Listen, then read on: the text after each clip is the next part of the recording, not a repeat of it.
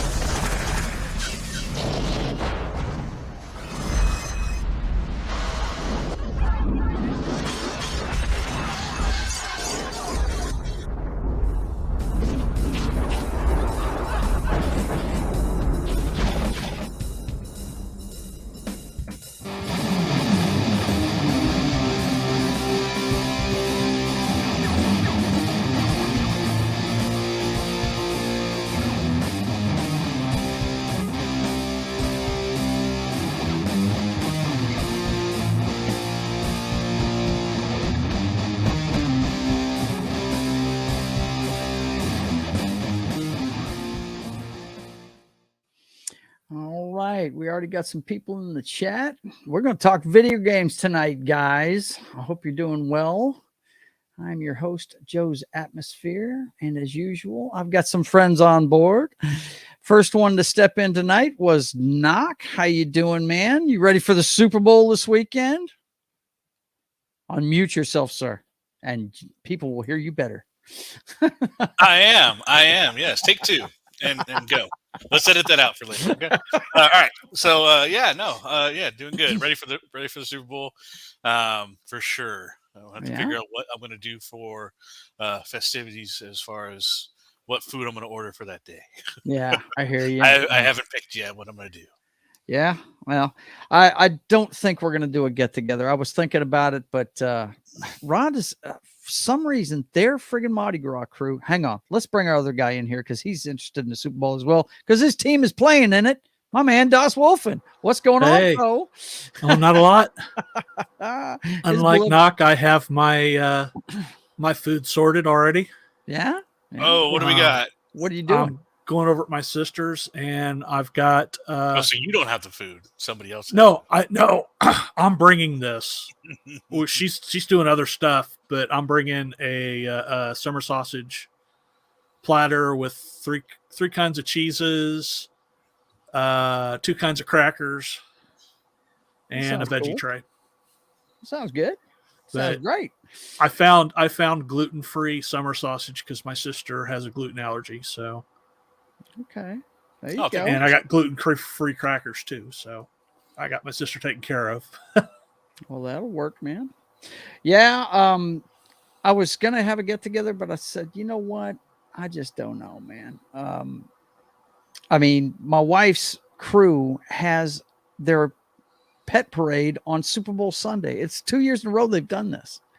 So she's not going to be here for most of it. So are we doing Dork Side of the Ring Sunday? Are we doing that? Yeah. Sunday? Okay. I'll be there, but the instant it's off the air, probably when the credits are rolling, I'll be gone. Right. Yeah, I'm sure. Absolutely.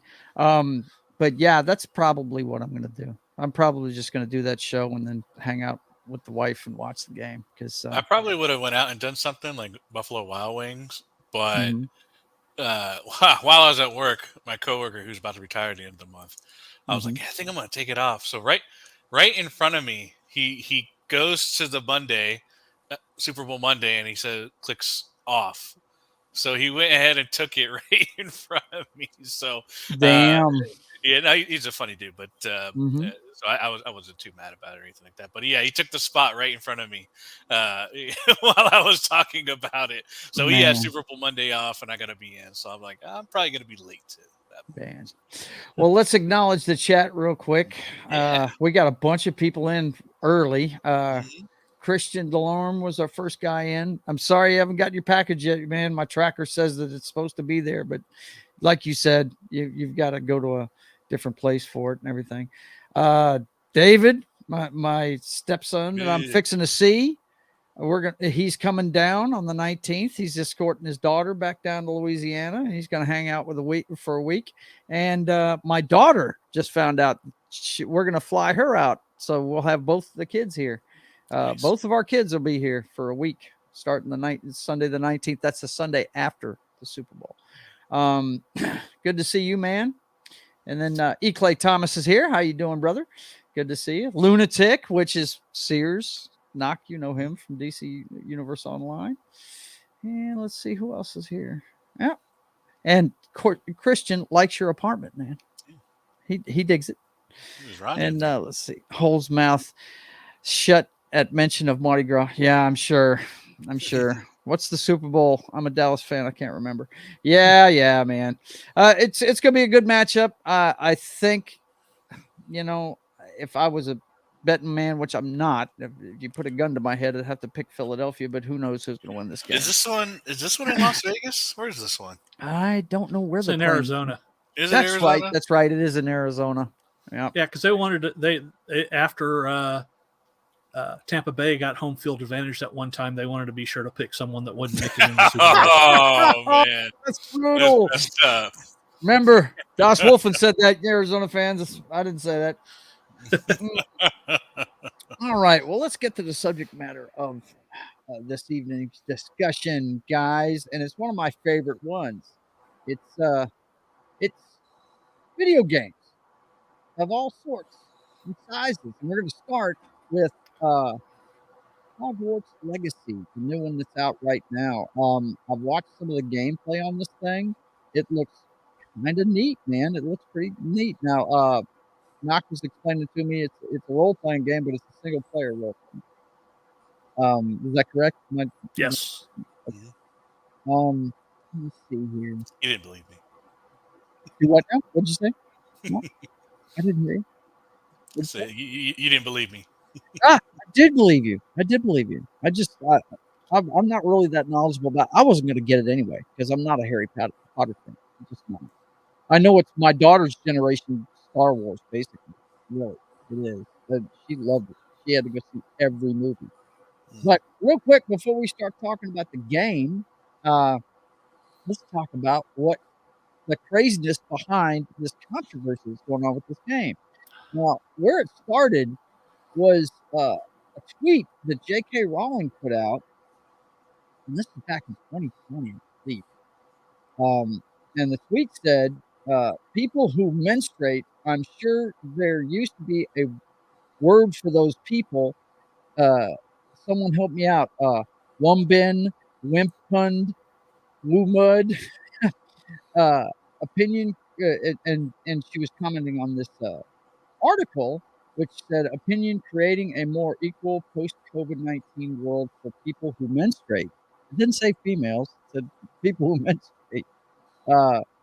So automatically the trans community started jumping on her, and she backed up her statement saying if sex isn't real, there is no same-sex attraction. If sex isn't real, the lived reality of women globally is erased. I know and I love trans people, but erasing the concept of sex removes the ability of many to meaningfully discuss their lives. It isn't hate to speak the truth. So she's been ragged on by the trans community ever since. And when the Hogwarts Legacy game came out, and it's on what, PlayStation 5, PC, Xbox Series X, and it's got mostly positive reviews, but there's some people trying to ban it. There's this one web developer. He created a website called "Have They Streamed That Wizard Game" to track streamers who have played Hogwarts Legacy on Twitch, so that people can, people that are trans allied or something like that can bash them. And this article is pointing out that the guy that made it is the villain here, not the people that are actually streaming the game. I think that got taken down. Did it get taken down? Yeah, I think they're hosting. There was enough outcry at basically what is effectively bullying.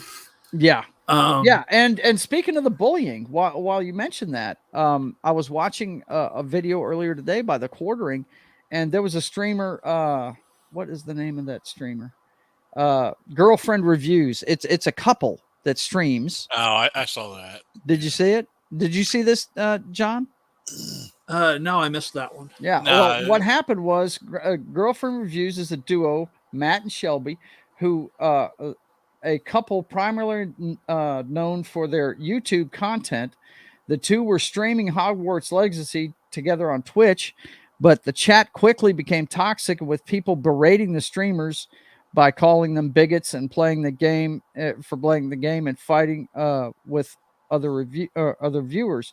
According to a Reddit user, Bitchteria or something like that, whatever it was, who uploaded the clip of the incident, Girlfriend Reviews changed the chat to sub only. In other words, subscribers could only, chat to them. And when the hate comments started, but then people started subscribing just to continue the harassment. That's just, wow. They're paying money to bash somebody. And this is the thing. I don't quite get why I understand the hate for, I understand that they have hate for J.K. Rowling. Mm-hmm. And so but a lot of these people are people that love Harry Potter. Yeah. And love the world created, but they can't stand the creator. Mm-hmm. So, and J.K. Rowling technically didn't have anything to do with this game. She didn't write it. She didn't do it. This just a game that's licensed for her world. Yeah. But yet they bring it in so they can bash this game. Are they bashing the movies? No, they're still watching the movies. Are they still reading the books? Yeah, they're still reading the books. Mm-hmm. Now, this game, that they're bashing, has the first trans character in the Harry Potter universe. That made me laugh when I saw that. And you can play a trans. You can make your student, your Hogwarts student, trans. Yes. This is if you play the game, you're a bigot. Yeah. This is the definition of a failed boycott type situation. It's just ridiculous. They're for instance, I've got this article here. Hang on a second. Let me put it back up. Hassan Abi explained why he didn't want to. He wasn't going to play the game, right? And I went to look at the video. Well, look, he's taken the clip down already. Yeah, about what he was explaining, and so I of course did my due diligence, and Jeremy from Geeks and Gamers covered it, so we got a copy of what he said. Here's what he said. We don't have any sound. No sound. Loved it. I'm going to stream it over on my channel. It's D-Day Cobra, DDAY-COBRA. I'll probably do that tomorrow, so be on the lookout for that. But here we go. The only reason why I'm not playing this game, and I know a bunch of other people are not playing this game, is because we know that it's not worth it to get fucking bullied endlessly and called transphobic endlessly in when we have massive queer communities and audiences. That's it. Everybody knows, everybody fucking knows how much leftist motherfuckers love the chirp on the internet. They got no power. All they do is chirp, chirp, chirp. And that's precisely why so many fucking people that would otherwise like play it, maybe even raise money for charities or whatever. They're not doing it. That's just dumb. That's dumb if you ask me, right there. He said the quiet part out loud. Yeah, right. I mean, this is the deal, man. I was watching Melanie Mack earlier today, who we all know is a right-wing Christian chick, right? Yeah. And she was getting that kind of chatter in her chat, and she was just blasting them. I'm going to play this game no matter what you say. You know what I mean? You can't be worried about what people are going to say. It's just silly to me. This whole thing to me is just straight up silly. I mean, if you want to play, he said the only reason why he's not playing the game is because of the chatter he's going to say. Well, it looks like to me from looking at this gameplay that they've got on here, man. And I'm not going to put any sound to this, but this stuff looks really damn neat to me. I mean, it is. It looks really cool. And this is just one of the cinema things that's in it. But I mean, it just seems really cool. And why would you want to miss out on that if you're into that type of thing, man? If you're into Harry Potter, why wouldn't you want to play this game? It doesn't make any sense to me. It makes no sense whatsoever. I don't get it. Yeah. It's just dumb. Well, I'm watching Fat Steven play it. Yeah. Not like constantly because he's always streaming when I'm on like Pop Culture Minefield, or I think I don't know if he's streaming now, but he generally starts streaming about an hour late, a little bit after. Mm-hmm. But I refresh my subscriptions, and there is still 2 people playing it right now. Mm-hmm. And I've got like 4 or 5 that show it scheduled for later tonight. Yeah. And I'm like, everybody's playing this. I'm going to be late to the party because instead of buying the game, I chose to spend $300 on a new 4K monitor. Yeah. So that'll finally get rid of my last 1080p monitor. Mm-hmm. And another 150 on the arm mounts for it. So right. Yeah, well, my whole thing is this. If you want to play a video game, don't let people bully you into not playing that some again. I feel like, isn't there... now, I don't know much about Twitch and the back part of it. But besides the subbing, isn't there a way to kind of like, hey, anyone that followed or subbed in the last day, don't allow them to talk? There's settings you can I feel like there's more ways. Yes. And then, of course, there's moderators in general. These big guys... bigger ones have moderators. Right. There's a way to control the chat. Yep. So I feel like if you're scared of chat coming after you, then that means you have no control over your chat in general. Mm-hmm. You can disable chat entirely. Yeah.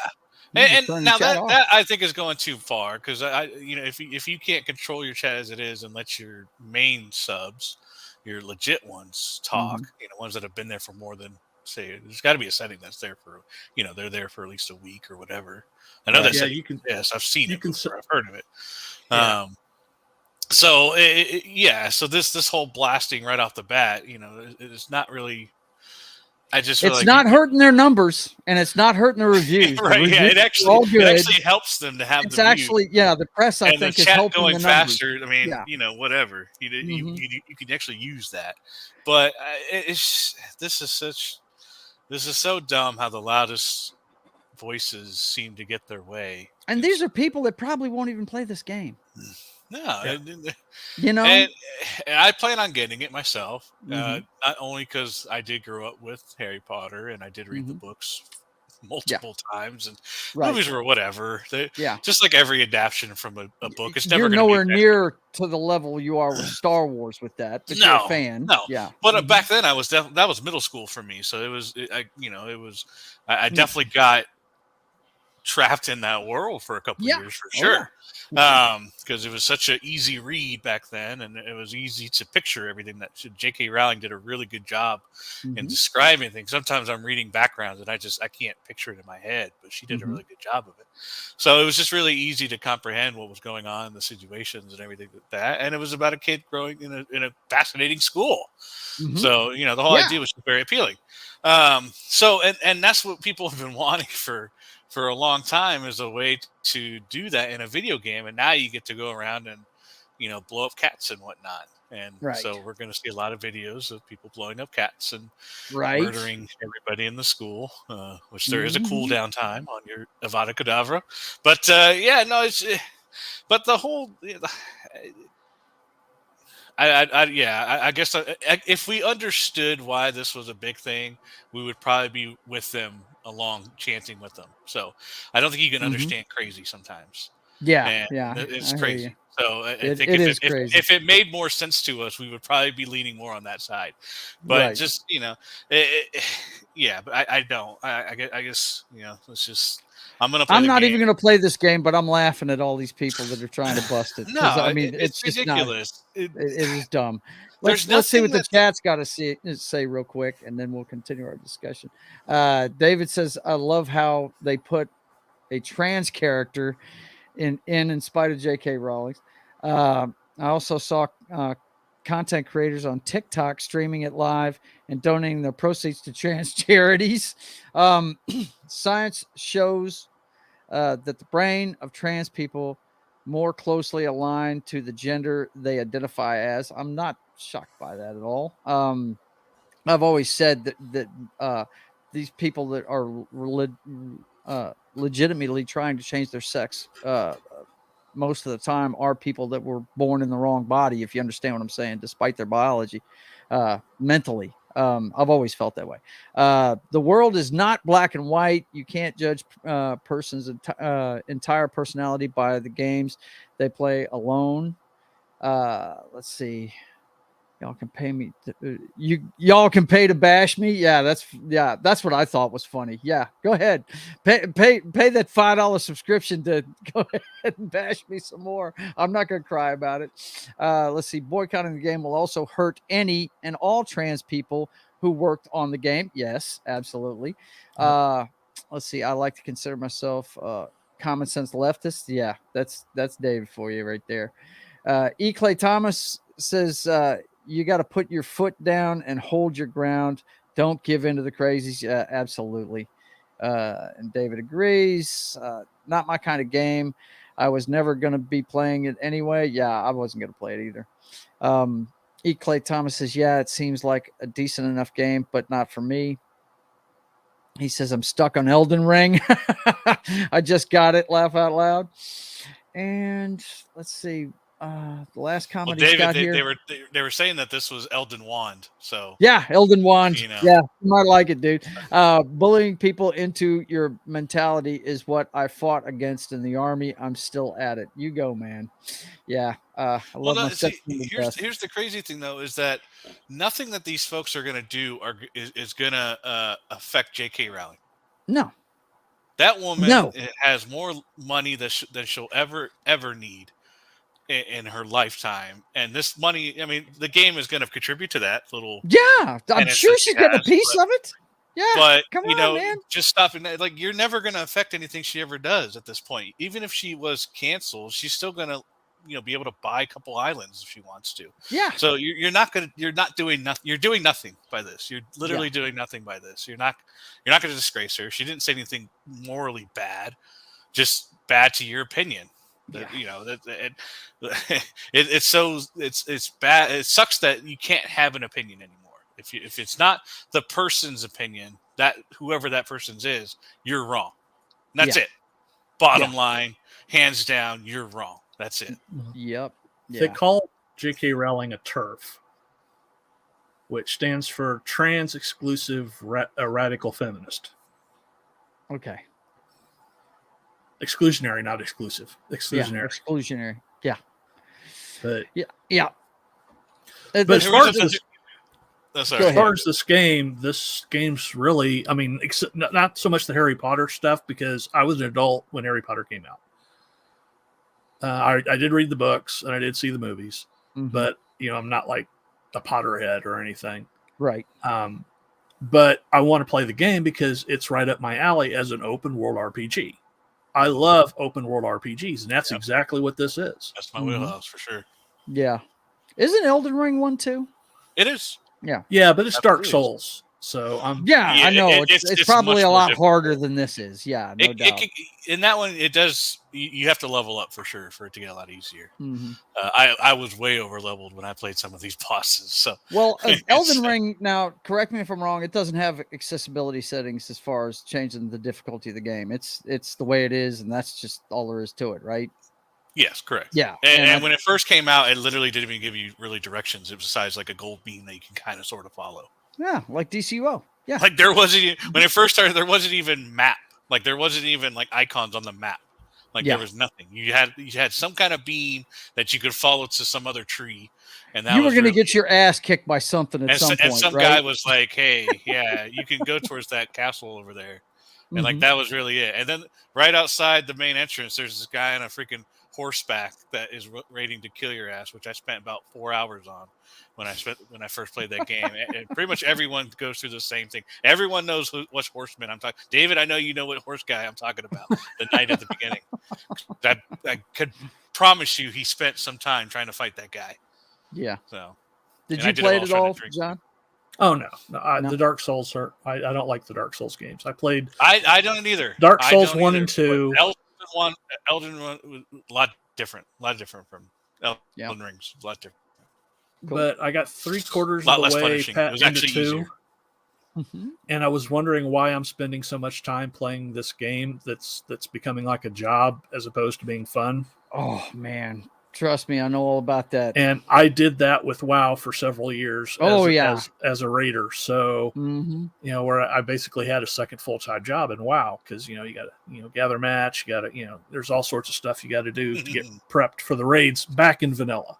Mm-hmm. Now it's just show up and somebody's made pots or somebody they've got the group buff stuff, and it's like, yeah. I hear and that what David just posted, the sense of accomplishment is huge in that game. I'll show you when I'm in town, Joe. That is why people like Elden Ring and Dark Souls is after they spent the 4 hours. That's literally what they do it for. As I said, now with Elden Ring, like I said, I got overpowered, so I didn't. There was a couple of fights that I did go at it for a long time, but I kept it to maybe like a handful. For the rest of them, I overpowered myself because you can build yourself up pretty easy. You can actually level up and become overpowered, have enough health, and be stronger with your weapons and take them out pretty easy. But it's a lot less punishing than I think than the other Dark Souls games in that regard that you have time to build up. So yeah. Clay Thomas says I'm a recovering WoW player. I got a funny story about that, man. The first actual I had heard of World of Warcraft. None of my friends played it. But me and my wife, when Brett Favre was still playing for the Packers, man, we went, I think it was like 2003. We went to see the Dolphins in Miami, and we decided to go see a friend of ours that lived in Orlando, spend a week with them, and then drive down the day of the game. It's about 3 hours south of Orlando to get to Miami, right? So we went there, and I had dinner with them, and after dinner, they go to this closed-in patio they used to have that's a room, and they're got their backs to each other, each of them on a computer playing WoW. And I thought it was the stupidest thing I'd ever seen. They don't even talk to each other. You know what I mean? And I'm sitting there, just hang on. Let me finish. No. Let me finish. You'll get what I'm talking about. I'm making fun of him, my boy Gary, the whole time. This is a couple that were like me and Foxy. We went to school together, and got married later on in life. Same thing with those two. We all know each other. And I was making fun of him the whole weekend. We visit with him, we have a good time. I go home. 8 years later, that friggin' DC Universe Online game comes out. I start playing that thing, and a week into it, I call Gary on the phone. I said, dude, I'm sorry I made so much fun of you. I get it now. This is crazy. And you're right. The way you describe it, it's like having another job. You have to get certain things done and all this other stuff. But that's, Well, it would have to be after 2004 because that's when WoW came out, was 2004. Yeah.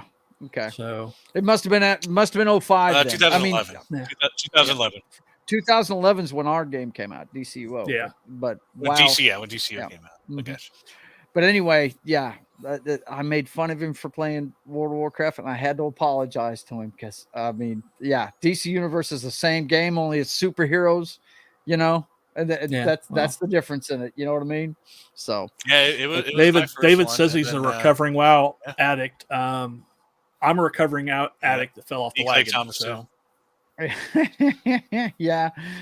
And Ron's a former DCUO addict. Yeah. I don't play it as much as I used to, but it's still one of my favorite games.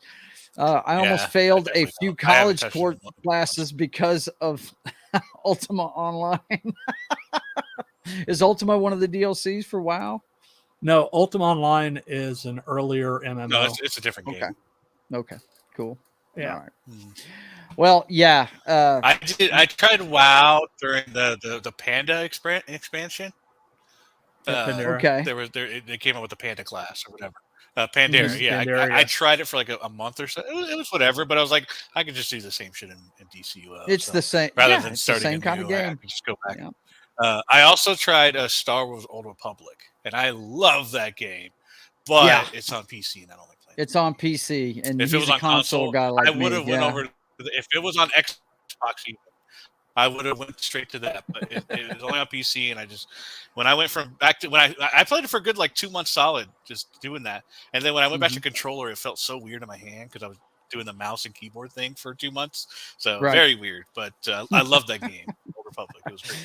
Let's see. David says when Lich King came out, I took leave in Germany and played 4 days straight, no sleep. First level 70 on server Theresen. I don't know how to pronounce that.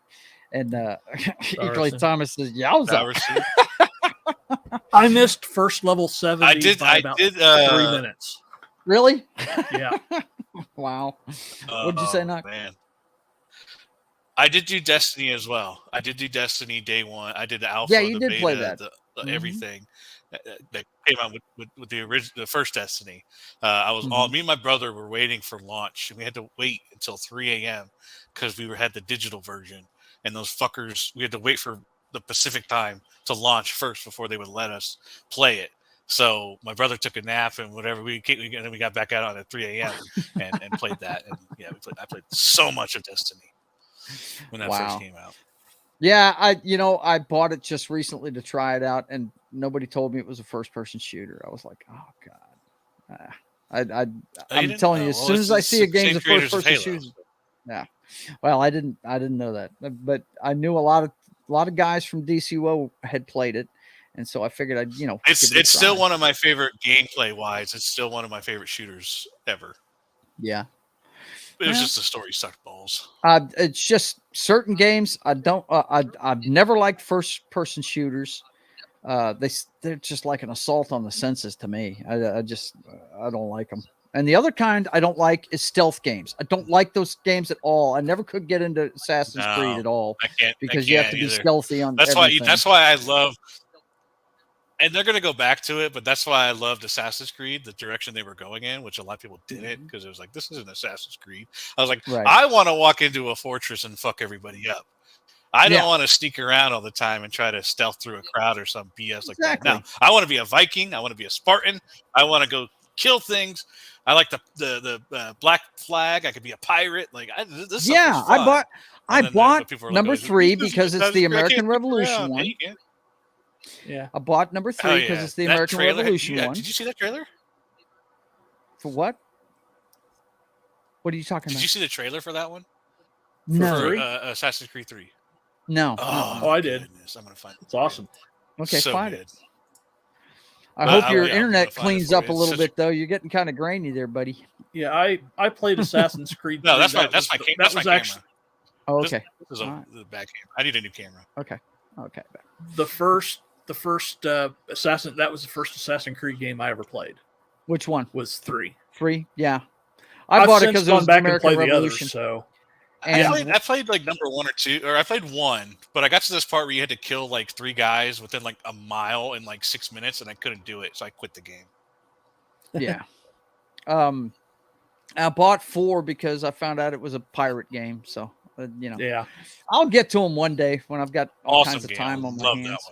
But The only one. Yeah, I heard it is was a lot Ragnarok. more open worldish kind of thing.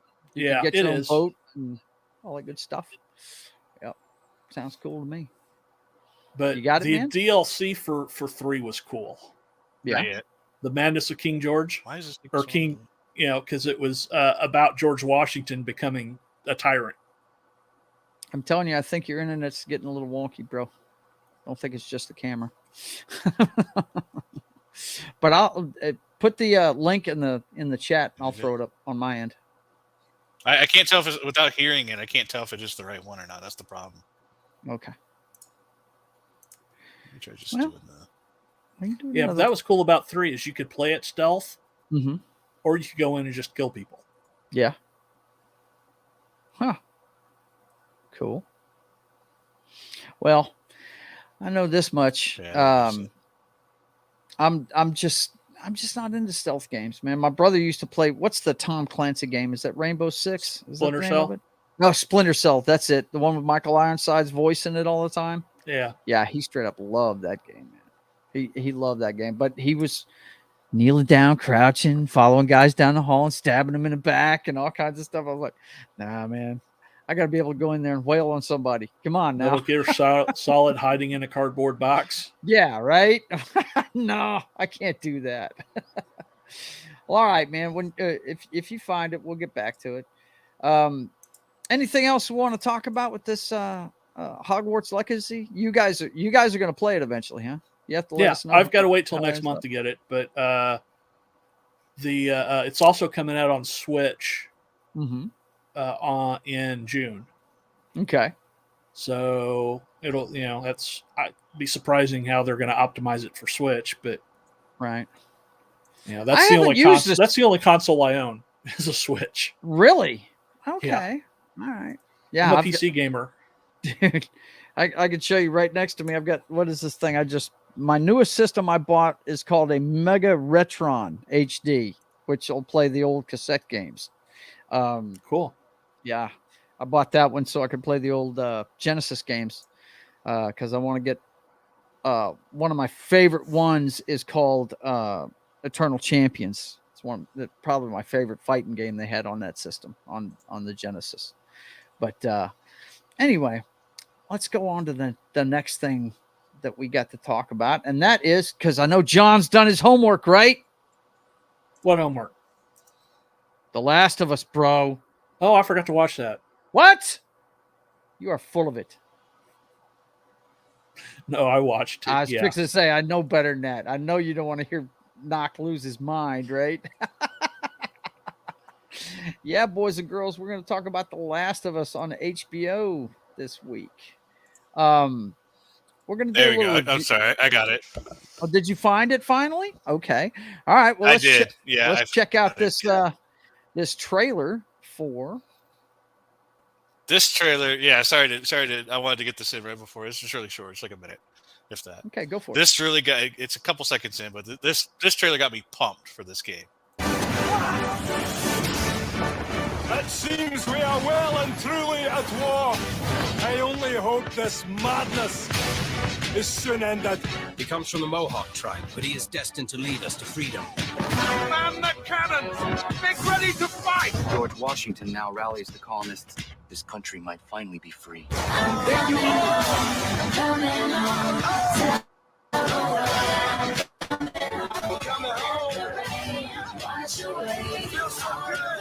Yeah, it's getting kind of freeze framey on my end, man. Yeah.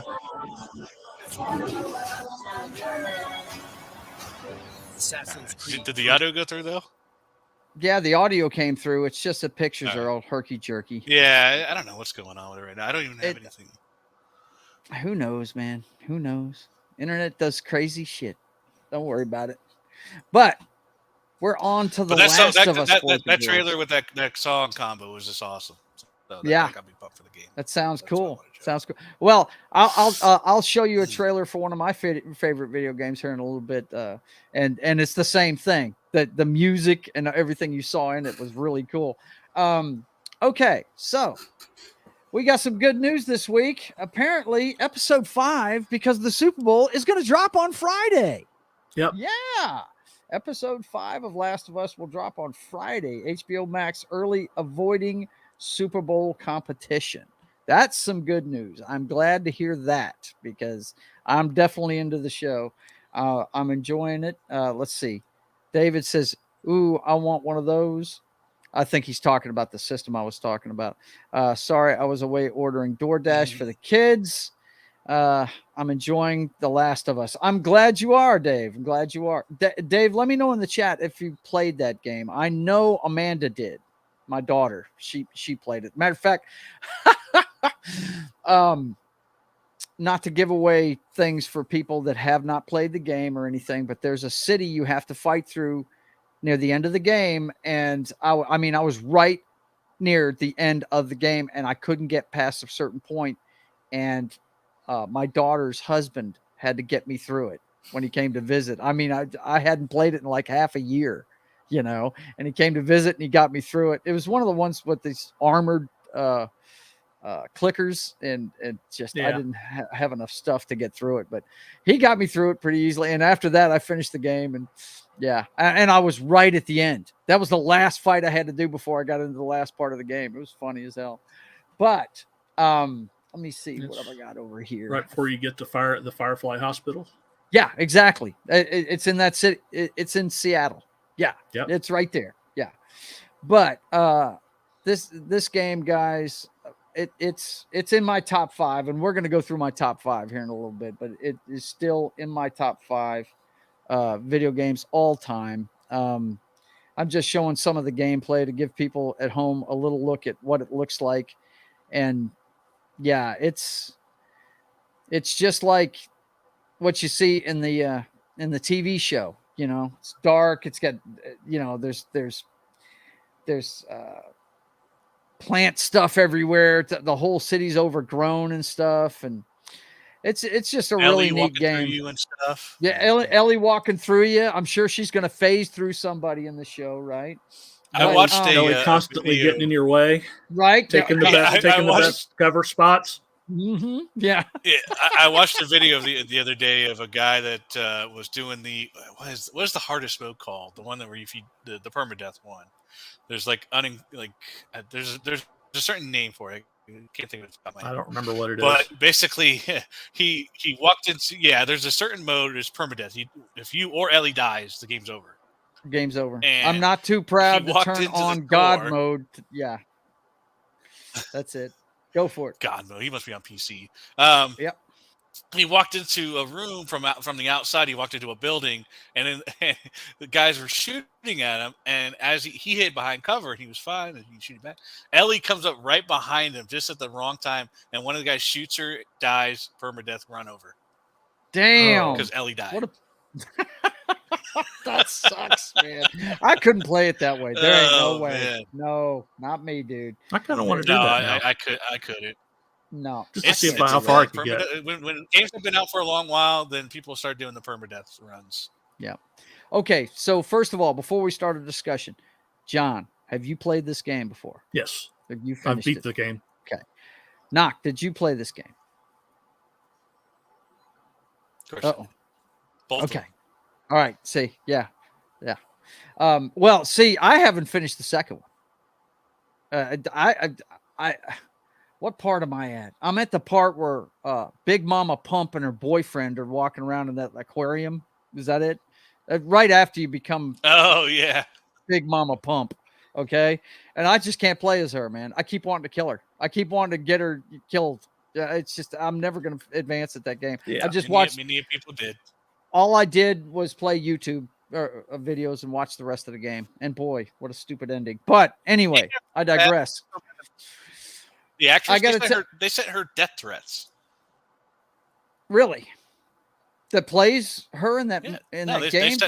That's just dumb. Folks, these actors are just trying to make a living. Don't get mad at them. Get mad at Neil Druckmann. Get mad at the writer. He's the one who wrote that shit. You know what I mean? But as far as this TV show goes, though, I'm liking what I'm seeing out of it. Not everything's the same. Of course, we said this last week when we were going to talk about it. some of the things have changed. Probably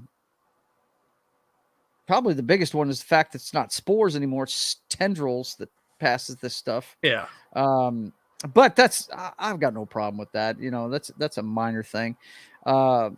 Another change in the first episode, since we're talking about changes, the girl that played his daughter, she ended up being African American, but you know, she did a great job, if you ask me. That really didn't bother me at all.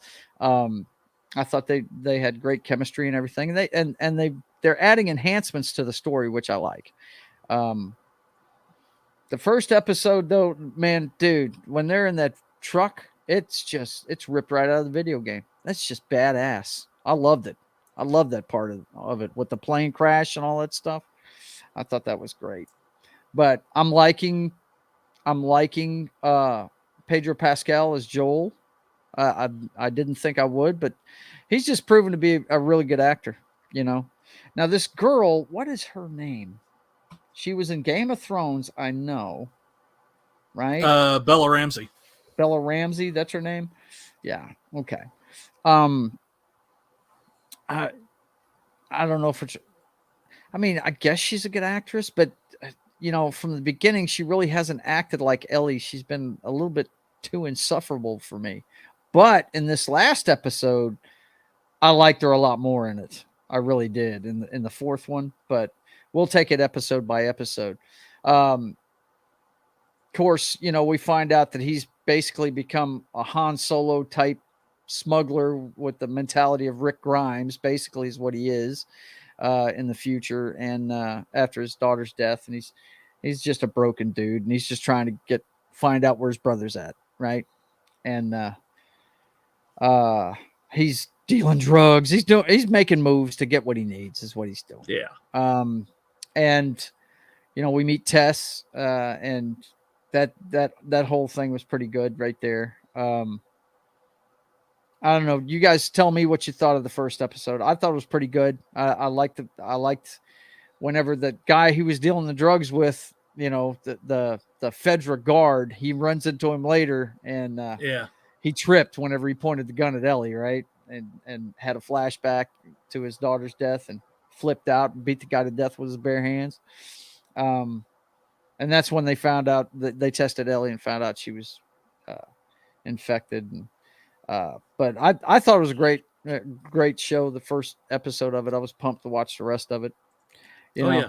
It's all bittersweet to me, though. I know where it's going, so you know. But I'm gonna watch it. I'm gonna watch it. Hopefully that's a change they make. You know, but I doubt they're going to. Neil Druckmann's running it. But what did you guys think of the first episode of it?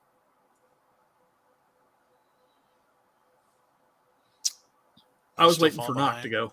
Yeah, I'm trying to figure out what's going. I'm trying to figure. Yeah, I'm trying to figure out where my audio is right now because I think I'm falling behind here. I might have to just jump off because it's kind of hard to talk to you guys when I'm like even behind you guys live. I'm like 2 seconds behind. Well, just reboot your router or something, man, and come back. It's not my router. It's not. Oh, okay. It's not my. It's not, yeah, so I can't just go reboot and stuff. So it seems to be all right at the moment. I cut off a bunch of stuff on my side. It seems to be going a little better. It seems like I'm talking to you better at the moment. Okay. So I cut off a bunch of stuff. Try throwing up your. Try throwing up your avatar. See if that helps. Oh, with the camera? Yeah. Mm-hmm. Yeah. Yeah. Just try that. No. So what was the question? Sorry, I was concentrating. Asking you about the first episode. What you liked, what you didn't like, all that good stuff. Very first episode. Yep. Yeah, I think I was along with the other folks with as far as the spores go. I do think that was kind of. I don't know.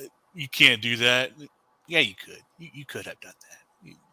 The spores aren't like everywhere. They're not all over the damn place. They were just deep inside the buildings that were, broken, and part of that, like at the very beginning of the game, it's just in that tunnel when they're trying to get across out of the city or across town. They came across one of the spores places. Well, in the game, have a couple of rooms with spores. Yeah. In the game, that's how we found out. I thought his reason for not using spores. Yeah, I thought the reason he said it was like it wouldn't have worked. It would have worked just fine. I didn't understand the need to change it to some tentacles everywhere and making the plant more dangerous than it was in the game.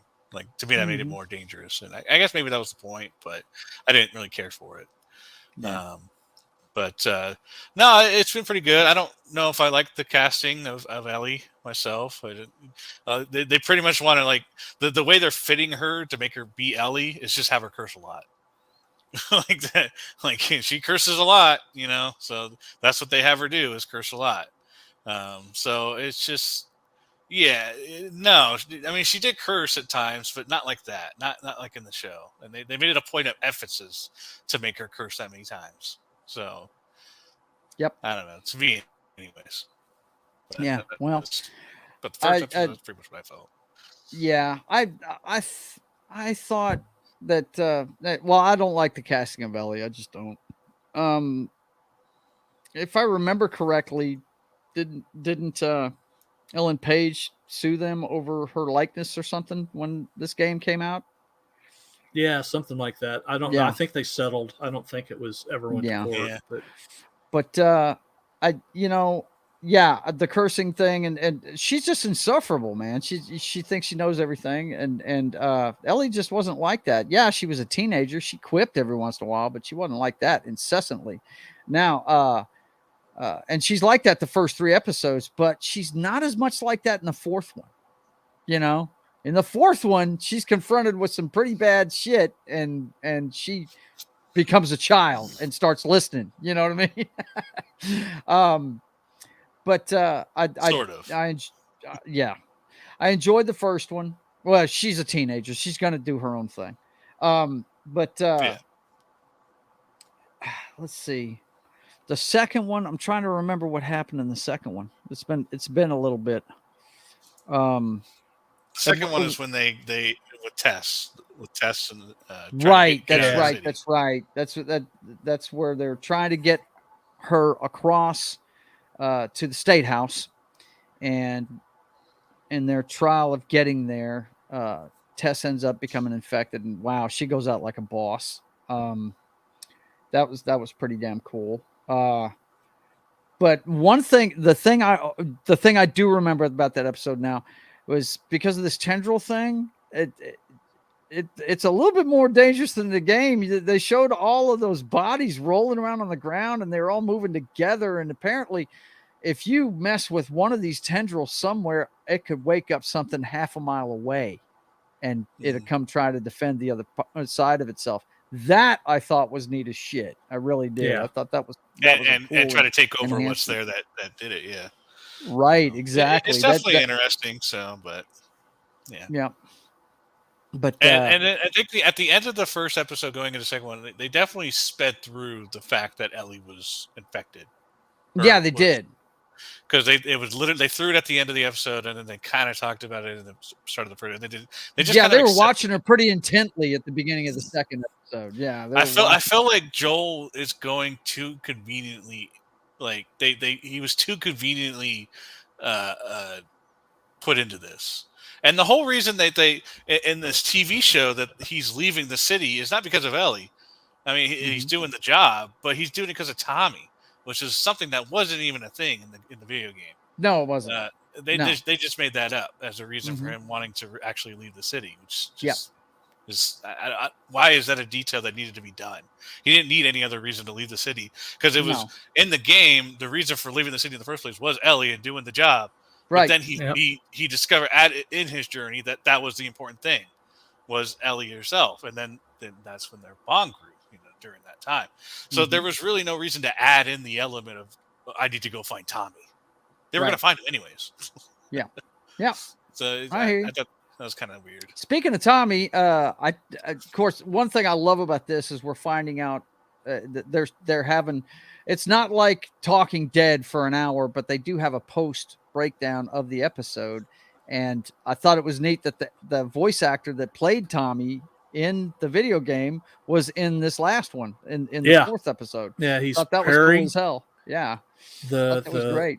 The leader of the insurgents. Yeah, He's not the lead, not the leader. No, he's like the right hand heavy. man of the leader. Yeah, he's the heavy for her. Yeah, he's the thumper. Yeah. Oh, the guy with the beard. Right. Yeah. He played Gotcha. Tommy on the video I game. didn't know that. Yeah. Okay. Jeffrey Pierce. Yeah. But they've had a couple of people like that. Like, what was the girl's name that actually gave him the mission? She's actually the one that played her in the original video game too. Oh, is she? Yeah. I didn't know that. Yeah. I believe that was in. Check the post game post thing, but I'm pretty sure. I don't like doing the post stuff because they always talk about the next episode too much. And oh man, this guy and his spoilers. He doesn't like previews I hate nothing. I hate it all. I hate trailers. I hate all of it. I don't want to know anything. I'm gonna watch it. Why do I need to see parts of it? And they usually show the best parts. So I'm like, why would I want to watch that? Right. I want to see it live. I got you. But anyway, the second episode, that's what I thought was pretty neat. We found out that tidbit that yeah, you could step on something in one room and a half a mile away, about 50 motherfuckers could be coming to get you because of something you did. That adds an element of danger we didn't have in the video game. Because remember, it was all sound based. You had to be quiet. If you weren't quiet, they were going to be drawn to the sound of you because they can't see. Yeah, right? Yeah. Where's Joel's power to go echolocation through the wall? Where's that at? Where's that at? Yeah, so we can see the silhouettes of them, right? Yeah, like we do in the game. But yeah, I like the second one. Now the third one, and it's funny. The first thing my daughter asked me whenever we were talking about it the other night, she said, "Did you like the third episode?" I said, yeah, I had no problem with it. I had no problem with that episode. She thought I was going to like it because it had two gay dudes in it. I was like, no, we knew this guy was gay in the video game. Yeah, you know? it kind of hinted at it, but it never. Right. But,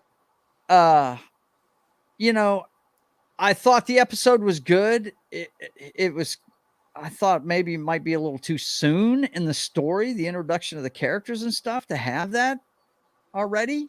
But, the one thing I don't like is the cool stuff that happens in the game with Bill that we're not going to get, you know? Yes. So exactly. that kind of sucks. I agree. Yeah. Yeah. The interaction between Ellie and Bill is some of the most funniest stuff ever. Yes, it is. And it's very short. So it's not like they had to do a whole lot. They could have shortened that story by about 10, 15 minutes. Mm-hmm. And we still would have had the Bill and Ellie, and everyone would have been happy because you would have had that couple minutes of Ellie and Bill quipping at each other. Right. And maybe seeing Ellie take some of his stuff or whatever behind his back or whatever the case is. And we got none of that. We got none of that. We didn't have, where was the scene with Joel upside down on a chain trying to shoot off the zombies as they're coming at him, and Ellie's trying to set him free, and then Bill comes out of nowhere. Like that was such an intense scene. It was cool. They glossed over it. And that's the thing. We're not going to see that, you know.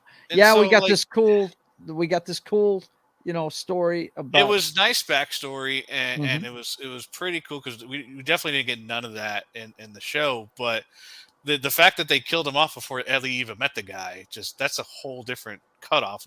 They just they took one of the best moments in the video game and cut it out. And it's not there anymore. Yeah, that's what I didn't like about it.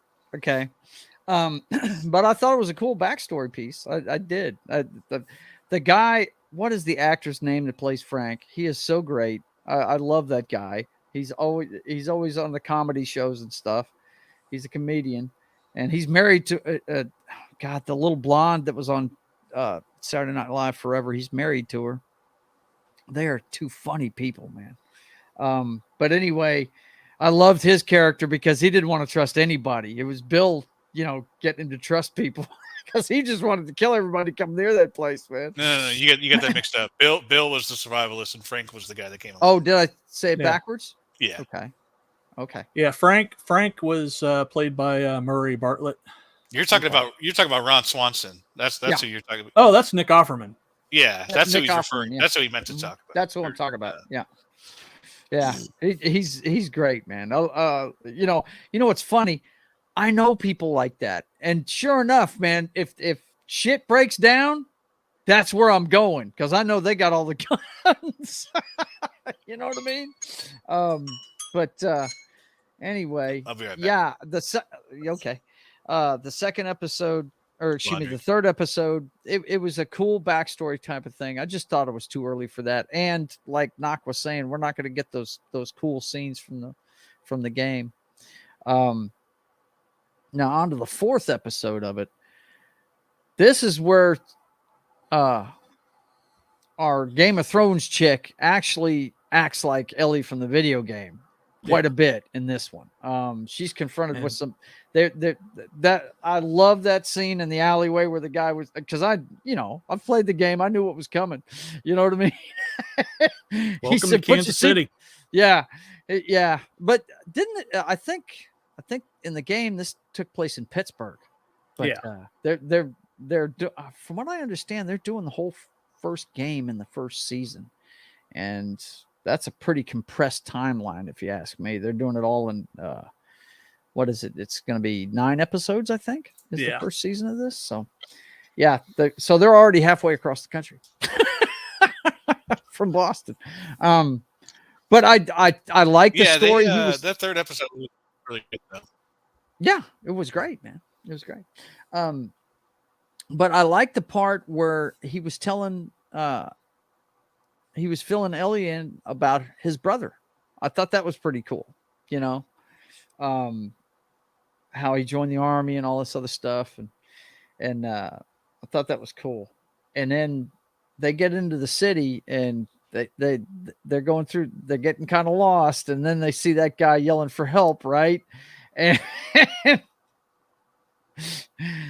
of course, same thing happens in the don't correct me if it's been a while since I played it. Aren't you the guy behind the wheel that runs him over, or is that in a cutscene?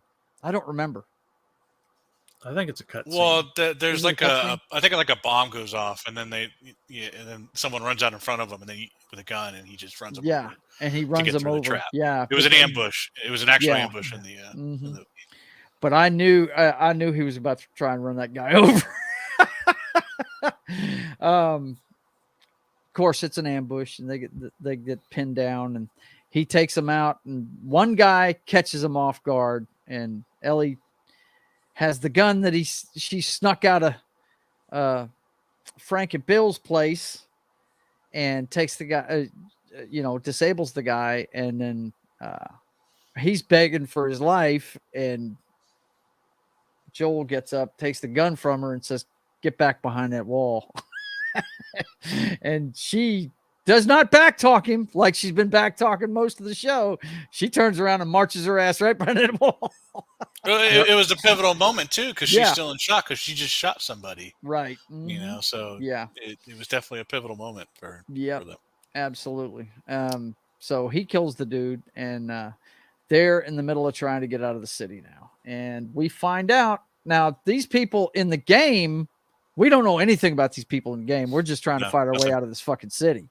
And we're just killing them if they get in our way to get out of the city. But they added some backstory there. We got a girl named Kathleen that's running things.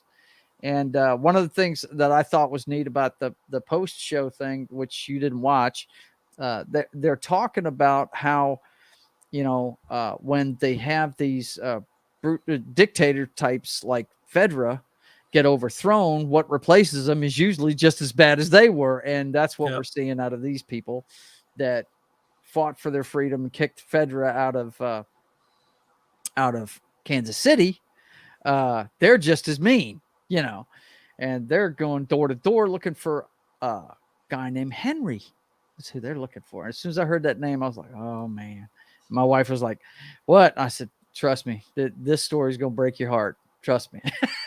Yep. But anyway, yeah, thought it was a really good episode. They eventually, what they do is they climb several floors to get up off the ground floor because they know people, it's going to be harder to find them, and they're looking for a way out of the city from up on high. And that night they get caught by Henry and Sam that end up there in the final scene of it. I thought this one was a really good episode. Yeah, I'm a little weary. I'm hearing. I'm a little bit weary. Sorry, it's delaying, so I can't tell when you're done talking. That's cool. I'm a little weary of the direction of the show. I'm really hoping like the character that they introduce, Kathleen or whatever her name is. I'm really hoping that she doesn't become bigger part of the show, because that means they're going to change the show. Because if she ends up chasing them across the country, she basically turns into the villain of the game, and it changes the whole story that way. So I'm hoping that when they leave the city, they leave her behind too, and they move on with the rest of the story, and not have her chase it and basically become, instead of the ultimate villain in the game, she doesn't become that. So I'm a little weary about that, her becoming too big of a character, because that's not what I want. I want her. It's cool, and if she hadn't shot that guy, that doctor, I probably would have stopped watching the show right then and there. The fact that she came back and did that made her acceptable to me. Yeah. Gotcha. Yep. John, what do you think of it so far, man? Well, I like it. There were, like I said, there's been changes, but generally, except for how they're portraying Ellie, it's been fairly, the changes that were made are consistent with the spirit of the game. Mm-hmm. And I think that I'm cautiously optimistic that it's going to finish okay. Yeah. But I really liked the Kansas City episode. Yeah, I did too. Episode 4 was good. I'm looking forward to the next one. Apparently, these back-to-back episodes were directed by the same guy, and so that it's going to be fun to see how this wraps up, man. Yeah, the bonding between Ellie and Joel over the puns was pretty good. Yeah, that part and the her following instructions under fire, that kind of thing. Yeah, she gets the fact that Joel is a dangerous dude and he's going to do everything he can to protect her, So, yeah. I'm going to leave the chat real quick. I'm going to try to reset some stuff and see if I can get this back to catching up. Yeah, go ahead, bud. Yeah, I was going to say, go ahead and get out of here for a second and come back in. Go for it. That'd probably help it. But, yeah, man, I'm enjoying the show. Like I said, though, John, it's bittersweet, man. Yeah, we know it's coming. We know where it's coming. I was hoping it would take 2 or 3 seasons to get through the first game. You know what I mean? Just extend it out. Speeding across the country. And they're halfway across, man. I'm like, oh, dude, come on. Give me a little longer with this cool dynamic you got going here, man. But, I mean, I do remember in the second Last of Us, there was a lot of flashbacks, so why not add that to this and make this a little longer, you know what I'm saying? Oh man. But what are you going to do? Let's see. E. Clay Thomas says, they can still add those quips to another character down the line. Yeah, they can. Yeah, they could, but it wouldn't be quite the same. Right. It wouldn't have the impact, I don't think. And he also says, at this pace, do you think they'll end the first season where the first game ends? It doesn't seem likely. I think they've already said that each one of the seasons is going to cover one of the games. So that means they're only planning for 2 seasons. Yeah, right. And then they're going to make up new stuff, I guess. I don't know. But, yeah, with who? Abby? Right? What? And see, I didn't know she got bullied, that because I looked up the voice actress. That was Laura Bailey. Laura Bailey's like about the sweetest one of those Hollywood voice actors that's out there. I mean, she's a nice person. Mm-hmm. And that kind of sucks that she got, they gave her hate mail for that. I don't think any of these people. When I heard the girl from Star Wars, what's her name? The little Oriental girl that was in The Last Jedi. I don't remember her name. Yeah, I remember they ran Kelly her Tran. Off. Kelly Tran. When I heard they ran her off of Twitter, I was like, man, people, what is wrong with you? Why would you do that? That's just ignorant, man.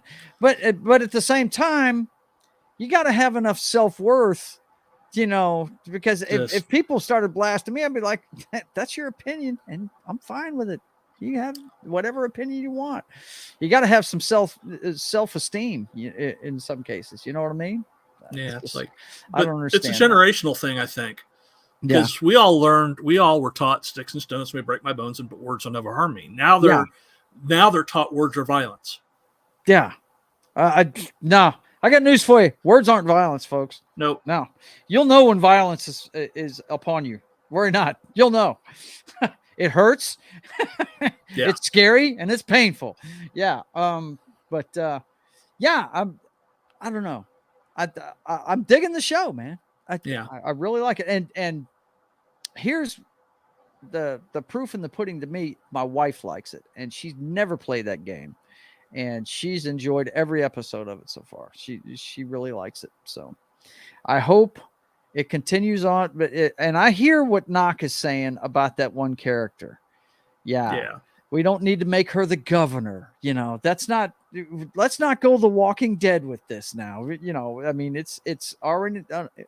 All we need the same about this in The Walking Dead is that we've got a virus or whatever it is that's making people come back to life and kill. But that's about all you need. You know, we don't have to do the same thing.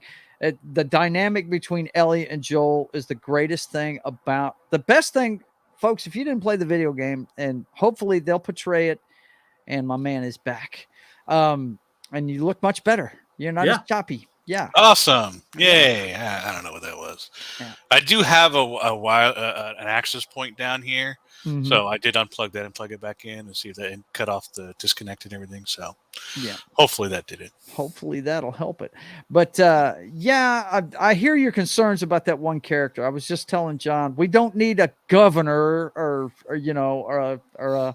some character like that. This story's good enough without that stuff. It's the whole dynamic between Joel and Ellie trying to survive going across the country that makes this such a great story, you know.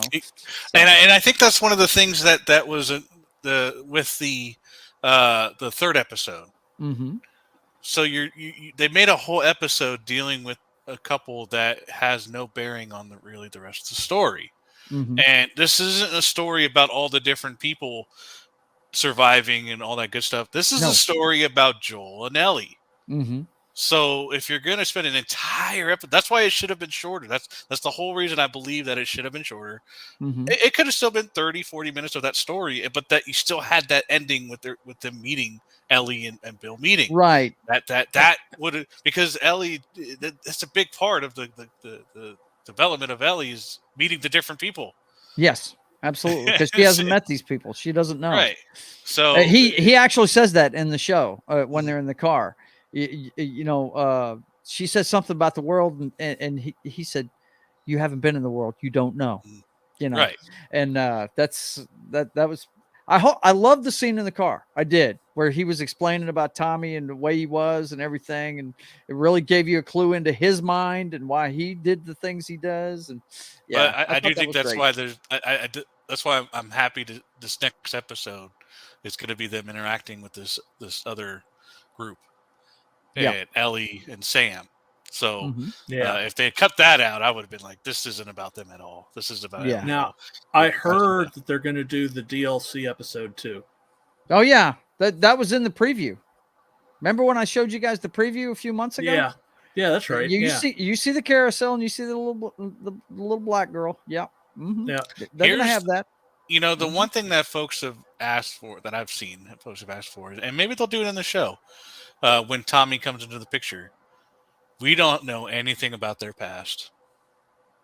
Yeah. Besides the little that Joel has mentioned.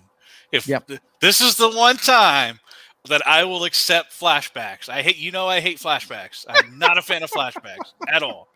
But if they did a Tommy and Joel flashback, even episode, that would be awesome. I would love that.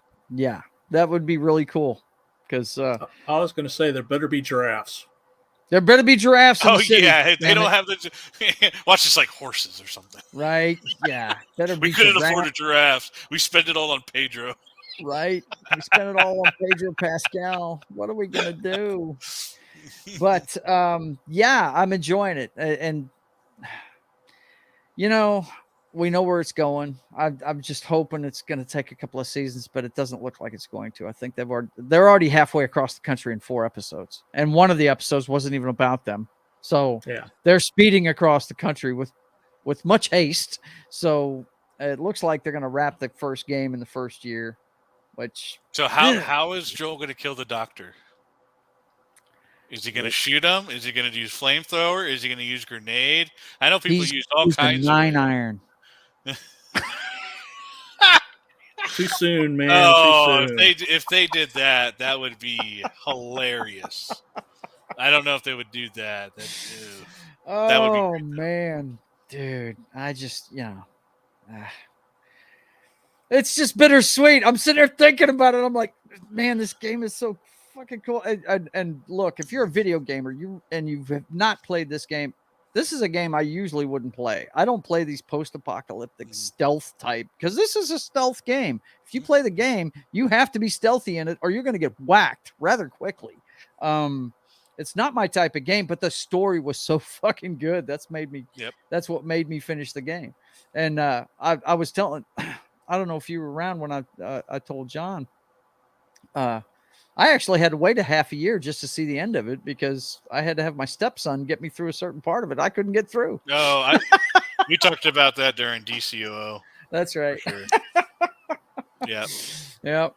But anyway, any final thoughts on HBO Max's attempt to put Last of Us on the screen? I'm digging it. I'm going to keep watching it. And I'm glad that they're putting that episode on Friday. I'm definitely glad about that. What do you guys think? Doesn't really think? make any difference to me. I am happy to see it a couple days early, but so I'll be watching it on Saturday. But so that just means it's 2 days later to watch the next episode. 2 days later. Yeah, because we're watching this one's 2 days earlier. The next one's going to be. Oh yeah, well yeah. Oh well, it's going to make a 9-day gap between the episodes. Yeah, gotcha. Yeah. Mm-hmm. Well, add 2 days. But no, I'm enjoying the series. It's something I look forward to every week to watch. Obviously, I already know what's going to happen, but no, it's a good. I think Pedro has done his role really well. And I don't know. Bella's growing on me a little bit, so I don't know. Since she's not saying fucking every other word, every sentence, so they kind of calm that down a little bit.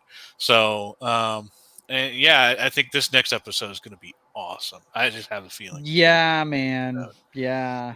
So, one thing we didn't mention was what they found in the bottom of that building. Kathleen and what's the guy's name that the Tommy voice actor is playing? What's his name? Percy. What's his name? Percy. Yeah. Percy. Yeah, the guy with the 16, the thumper. Yeah, he found. It looks like they've got a rather large contingency of whatever they call those damn things underneath that building, and we don't know. They were obviously scared. This is all new territory, sure. So who knows what it is? But it's gonna be fun to see. It was a cool effect, though. Yeah, it was watching that concrete just move, undulate, and you're like, it was like it was breathing or something like that. Yeah, concrete doesn't do that. No, it doesn't. Man. So I'm looking forward to it. It's gonna be a lot of fun. So you guys need to get caught up because we're gonna be probably talking about every episode on this show until it's over with. It's got 5 episodes left, and this next one's gonna be good.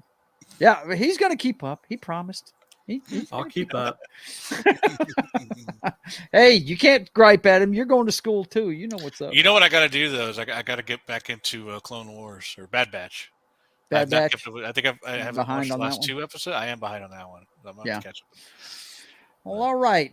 Well, the last thing I figured we'd talk about tonight is our favorite things having to do with video games. Let me see. Where's my thing here? What did I do with it? Yeah, there it is. Yeah, I figured we talk about video games, period, man. What our favorite systems are, what our favorite games are, that kind of thing. I grew up with video games, and John is pretty close to my age. He could probably say this too. Really, video games have been, I pretty much grew up with them. The first game I ever had was Pong, and and you see what it's turned into now. It used to be just 2 sticks going up and down. You had a little dial and you had a red button on the side in case you were playing a Pong game where you could grab it on the side, to grab the Pong dot. But then you had, I guess I think the first one I had was a ColecoVision. I went from that to an Atari. What was it, 2600? Is that what it was? That had most of the cassettes. 2600. Yeah, Atari 2600 was the ones that had the. And I think the one we single played the stick with most single button. had all these games, you know, Pitfall and all that stuff. But the one we played the most, man, was that one that had all the different games on it for the planes and the tanks and Oh yeah, all that the stuff. one that That's came with it. Yeah, I played that more Combat. than anything. Yeah. And I guess the next one we got after that one is Nintendo, because I remember playing Duck Hunt on that a lot with the gun. Did that. And then I got a Sega Genesis. And it's not in my top 5, but I have to make an honorable mention for Eternal Champions, my favorite fighting video game of all time. Look it up, Sega guys. Genesis was my first one. Yeah, Sega Genesis. Yeah. This was a Genesis game, and Eternal Champions. What it was is the Eternal Champion is the embodiment of every great martial artist that ever lived, and he starts this tournament, and it's for all these dead martial artists. They're the greatest throughout time, and they all died before their time. And what they do is they fight it out in a tournament, and the winner of the tournament has to fight the Eternal Champion himself, and once you do that, if you win, he sends you back to the moment of your death so you can change your history, you know, so you can get done what you were supposed to do. And the thing I thought was really, first of all, I love that storyline. I never was a fan of Mortal Kombat for one fucking reason. You had to push a button to block. I hate fighting games where you have to push a button to block. I much prefer fighting games where you pull back away from your opponent and you're instantly blocking or have to pull down low. You know, those are the kinds I like. I think Street Fighter was like that. Yeah. Most fighting games are. Yeah. And Eternal Champions was like this. The other thing that was cool about it, the story was cool, but every character, like I said, were from different parts of history, and they all had an actual martial art that they practiced, and their moves were all based on it. I mean, one character was from the Vietnam War. He was my favorite. His name was Midnight. He was the living vampire. He sucked your life force out of you. And another guy was Xavier, the guy with the wand, the guy that figured out how to turn lead into gold. And he would sit there and freeze you in midair and turn you into gold and stuff. It was a great game. Loved it. If you ever, Knock, do you ever play emulator games?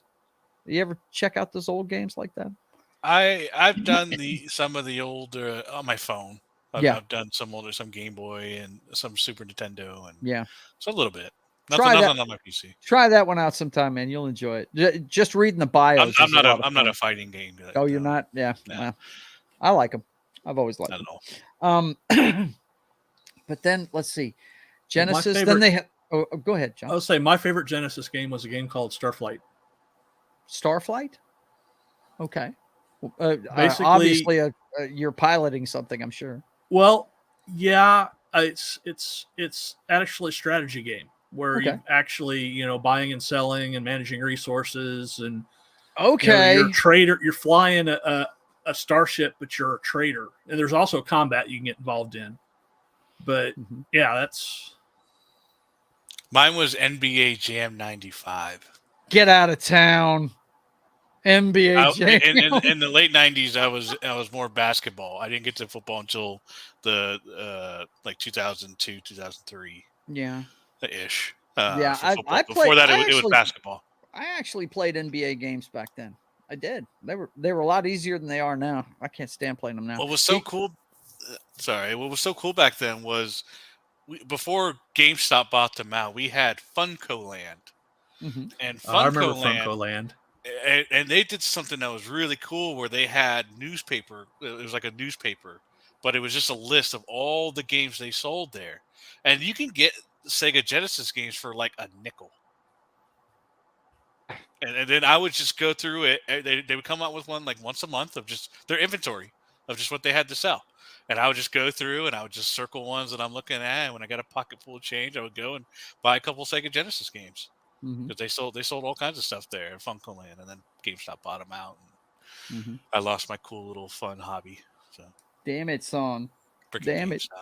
Now they just have Funko Pops they can't sell. right? Dummies. Well, I tell you what, man, I dug the Genesis. They came out with an adapter for it called the Genesis CD, I think is what it was called. Yeah, and CDI. they actually made a sequel to Injustice, or not Injustice. I'm sorry, Eternal Champions. It was called Eternal Champions Dark Fate, I think was the name of it. They added a couple of characters to it. Eclay Thomas says, I started with the Atari 2600, then went to the Commodore 64, then the PC. Let's see. He also says, I never liked combat very much, but I played the crap out of Pac-Man. Yeah. Pac-Man was a big game. Yep. Late 80s. I used to play the hell out of that. So after that, I got a Saturn. I had that for a long time. Saturn had some cool games on it. And then Nintendo 64. And I tell you the thing I remember the most about that 64. First of all, both on Super Nintendo and 64, I played the Killer Instinct game. I love fighting games, and that was one of the best ones ever. Killer Instinct was badass. But I remember the Madden game on 64. You could play with helmet cam. Do you remember that? Were you into Madden back then? I wasn't into Madden 64? Yet. Oh my God, they had helmet cam on that polygraphic Madden game, and it was funny as hell, dude. It was hard to play that way too. But let's see, 64. That's the one that we were talking earlier, man. That's the one with GoldenEye on it. Yeah. Yes, everybody played that thing. Yeah, everybody played the shit out of that game back then.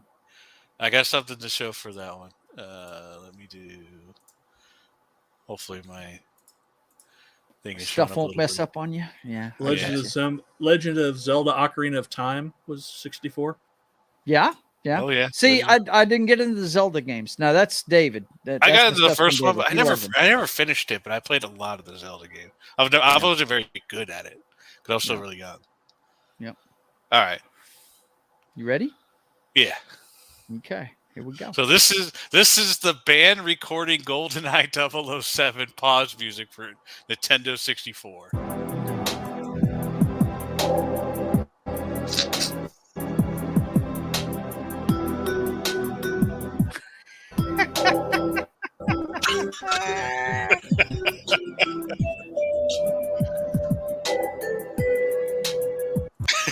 Wow. So I just wanted that's to crazy. He does those that's kind crazy. of videos, that guy does that. But yeah, it was hilarious for that. That's how that music was that good. You pause the menu and that's what came blaring out was the 007. Yeah. Everything about the game was great. That game, that's on a lot of lists of best video games ever, right? Yeah, there. John, I told before we started the show, I told Joe that I need to really get my other TV up and running so I can hook up my Xbox since it just came out for the Game Pass. So I really want to play that game again. Wow, GoldenEye on an Xbox. I can also get it for the Switch. Yeah. Oh yeah, cool. That's right. I could get it on my Switch too. Yes. Nah, but you've got a Switch, Knock? Wow. I have a Switch Lite. Yeah, I got one a couple years back just for some. I couldn't resist it when because this is the first console that Nintendo went into where they're actually doing first party games outside of just Nintendo games. Like they even have Skyrim on the damn thing. So it was like there was just I couldn't resist anymore. And then I wanted to get back into Pokemon. I wanted to get Pokemon Snap because the 64 version of that was one of my favorite games.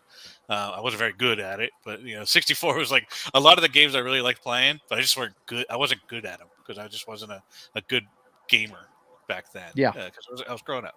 It's like I like the open world of the current crop, like Sword and Shield, and now Scarlet and Violet. Pokemon. Yeah, I got into Sword and Shield, but I haven't gotten into the new one. I got it. I think I bought it, but I haven't even put it in yet to play it.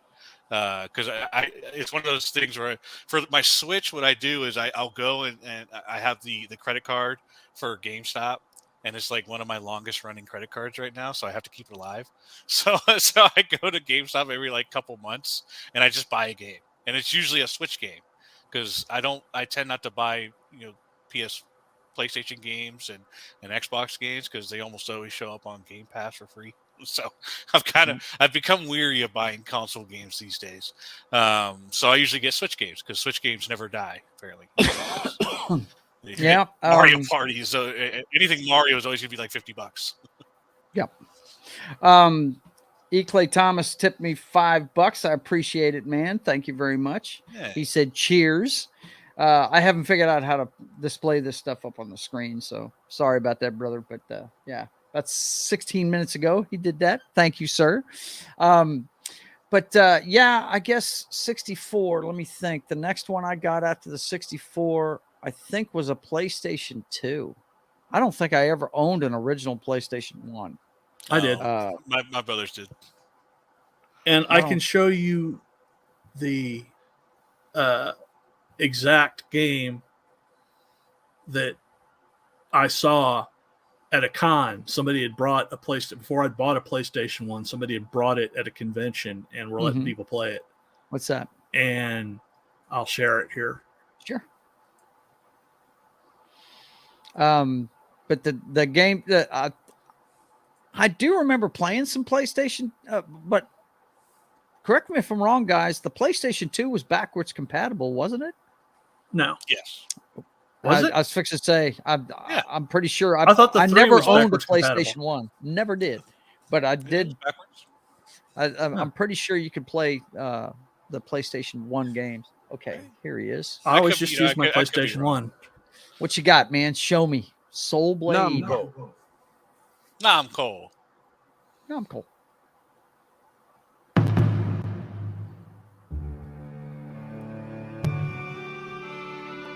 Wow. Transcending history and the world.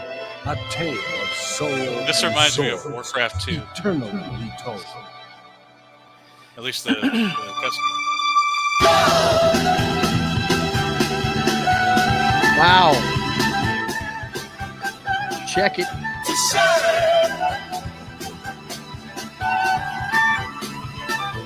Wow. We all need to shine on to see how far. This is the opening for the game. Wow. I mean, that was a giant leap back then, guys. When we saw this, we thought this was the greatest thing ever.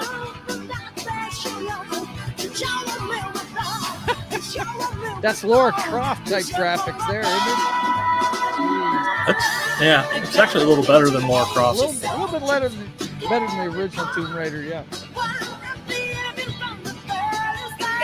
And it wasn't a bad fighting game. Yeah.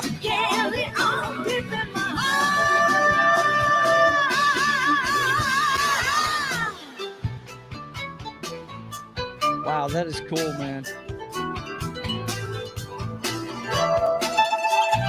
Yeah, all right, put some clothes on, girlfriend. Put some clothes on. Oh, the jiggle. Yeah, the jiggle effect, man. You got to have the jiggle effect. I have bought some games just for the jiggle effect.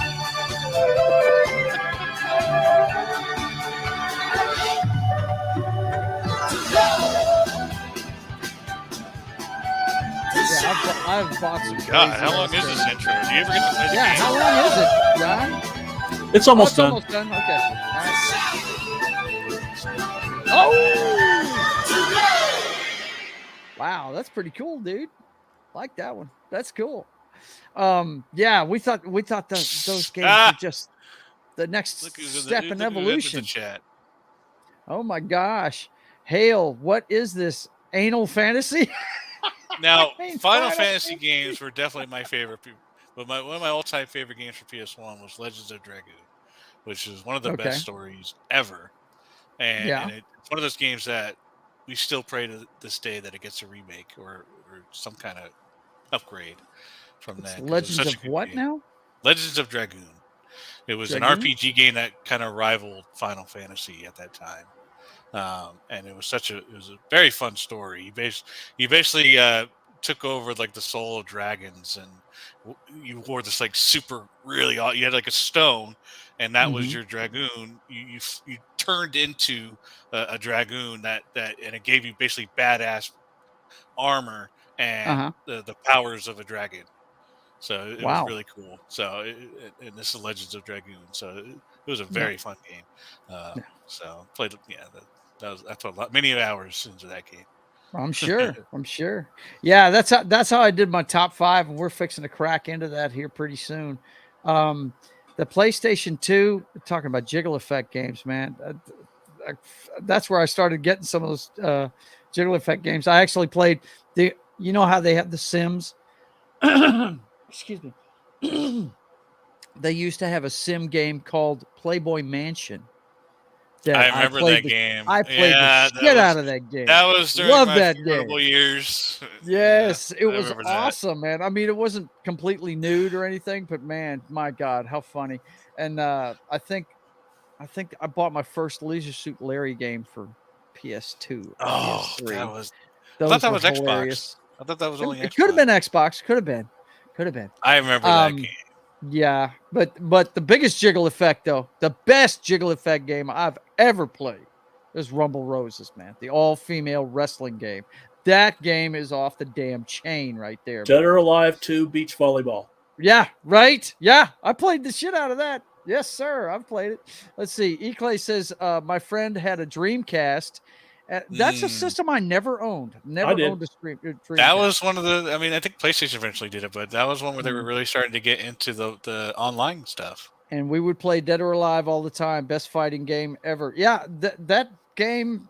I mean, I think the last version of it I've got on my PlayStation is 5. I want to say DOA 5 is the one I've got. And it's still a great fighting game. And Small Time Republic says GTA San Andreas on PS2 is my favorite game ever. All the GTAs on PS2 were great. All of them. Look, I saw Chatterbox is one of the best radio stations ever. Chatterbox. Yeah, that was a cool feature for that game. But I just didn't like the fact I was killing cops all the time. So I quit playing it. David played the shit out of that, though. He loved it. That and NCAA football 2004 with Carson Palmer on the cover. I just bought that the other day for my PS2. I just bought that the other day. My PS2 has the modem and the hard drive. Yeah. Cool. Oh, man. Yeah, those were big Diablo attachments too. Was it Diablo, I think you could do, or something like that. There was one of those games where there was like a little Diablo-like game that a lot of people were doing online. I haven't fired it up, so as far as I know, my hard drive crapped out, which means I lost a ton of games. How about Champions of Norrath? Did you ever try that one, Jed? You know that game? Yeah. That was so fun. You could 2-player that one on the same screen. I actually brought that to work one time and played it on I had a little screen that I had for my PlayStation, and we played that at work. Yeah. It was a fun game. Now the Maddens and my list of games is fixing to start when we hit the PS3. I'm going to show you guys where my top 5 list. That's where they actually begin. But I decided not to put sports games in there because I play Madden daily, guys. I love football, so I play that game a lot. But there's so many different versions of Madden. I mean, Knox got his favorite. I've got my favorite. My favorite one, of course, I'm kind of biased, but it's the one with Sherman on the cover because it was the year after we won the Super Bowl. And I like the highlights and stuff at the end of it, at halftime. I think yours is 07, right, Knox? Isn't that the one you like? That's PS2, I think. That's not on the 3 yet. Yeah, it was PS2, yeah. 2008 was the first PS3 one. That's right. Okay. But I just didn't factor in the sports games because, I've been playing hockey and football ever since the Genesis days. That hockey game, you can still play that hockey game. You can actually, EA Sports will let you turn on the old way to play it. So you can play it like you did when you were playing it on a Genesis, the same button patterns and everything, So, yeah, I didn't put those on the list, but I've got a PS3 and an Xbox 360 about the same time. And the first one on my list, guys, for the PS3 has got to be and I'm going my top 5 now. This number 5 on my top 5 is The Force Unleashed, my favorite Star Wars game ever. This game is off the chain for 2 reasons. One, the gameplay is a lot of fun. It's not so much if you're more into the flying the ships and stuff. That's not what this game's about. This is hand-to-hand combat with lightsabers and deflecting.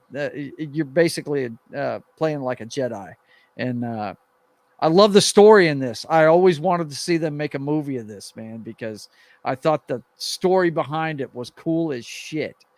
Did you guys play this game? Did you like it? Yeah.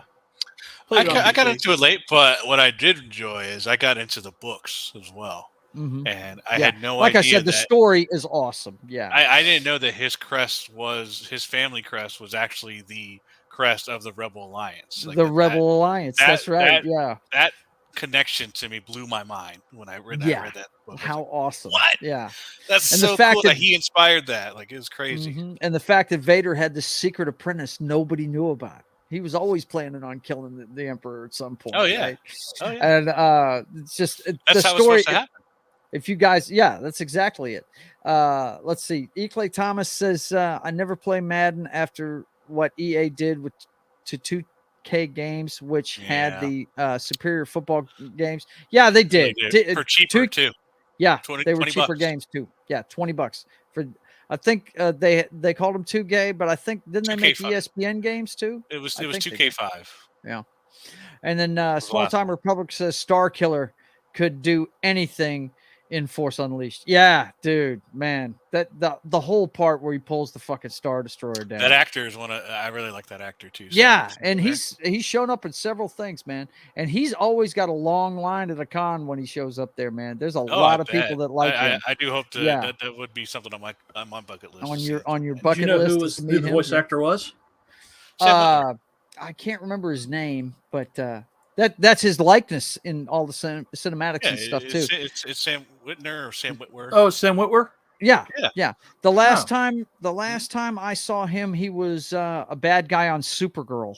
He was on Supergirl. Yeah, he was the Trump-styled guy. One of my favorite shows, Being Human, where he's a vampire trying to live with a ghost and a werewolf. Very funny punchline, but yeah, he's really good. The guy isn't just a voice actor. The zombie in The Walking Dead in the tank. He's also the voice of Darth Maul in the animated series. Darth Maul. Is he really? Yep. In the Clone Wars, yeah. Well, but yeah, that's number 5 on my list, and that was the PS3. Number 4, and I know Knox heard me talk about this game to the nth, and he probably has never played it, but I did this game, Beyond Two Souls. And if you've never seen this game or played it, I've done a playthrough of it. You can watch it on my channel. There's a playlist with the entire game on it. And there's like, I want to say there's like 20 different ways to end the game, but William Dafoe's in it. Ellen Page, who I was a big fan of when and still am, but I mean, whatever he wants to do to, live his life the way he wants to. Hey, he's not hurting anybody. More power to him. But this game right here, man, it's got a great story, and I love the game style. The company that makes this is Quantic Dream is the name of the company. They're making a Star Wars game. They are making a Star Wars game, and I believe on this channel I showed you guys the trailer for that thing a while back, and it's going to be a couple years before we get it. Because it takes them several years to make one of these games, because you're basically playing a movie. I think you played Detroit Become Human, right? Human that's the phenomenal game. Mm-hmm. What was the other one? Heavy Rain. Heavy Rain was before it, and there's another one. I think it's called Fahrenheit or something like that. That was the first game they made, and then it was Hard Rain, and Heavy Rain, and this one, and Detroit Become Human. Yeah, that's it.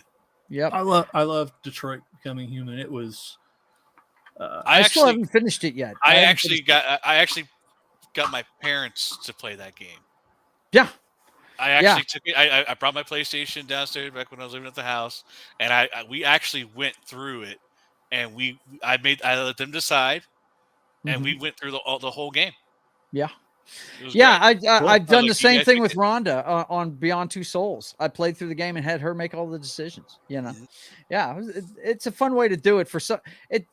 These are easy games for people that are not gamers to play. You're basically making decisions for a movie is what you're doing, really. Well, that's what was great about the Telltale games. Yeah.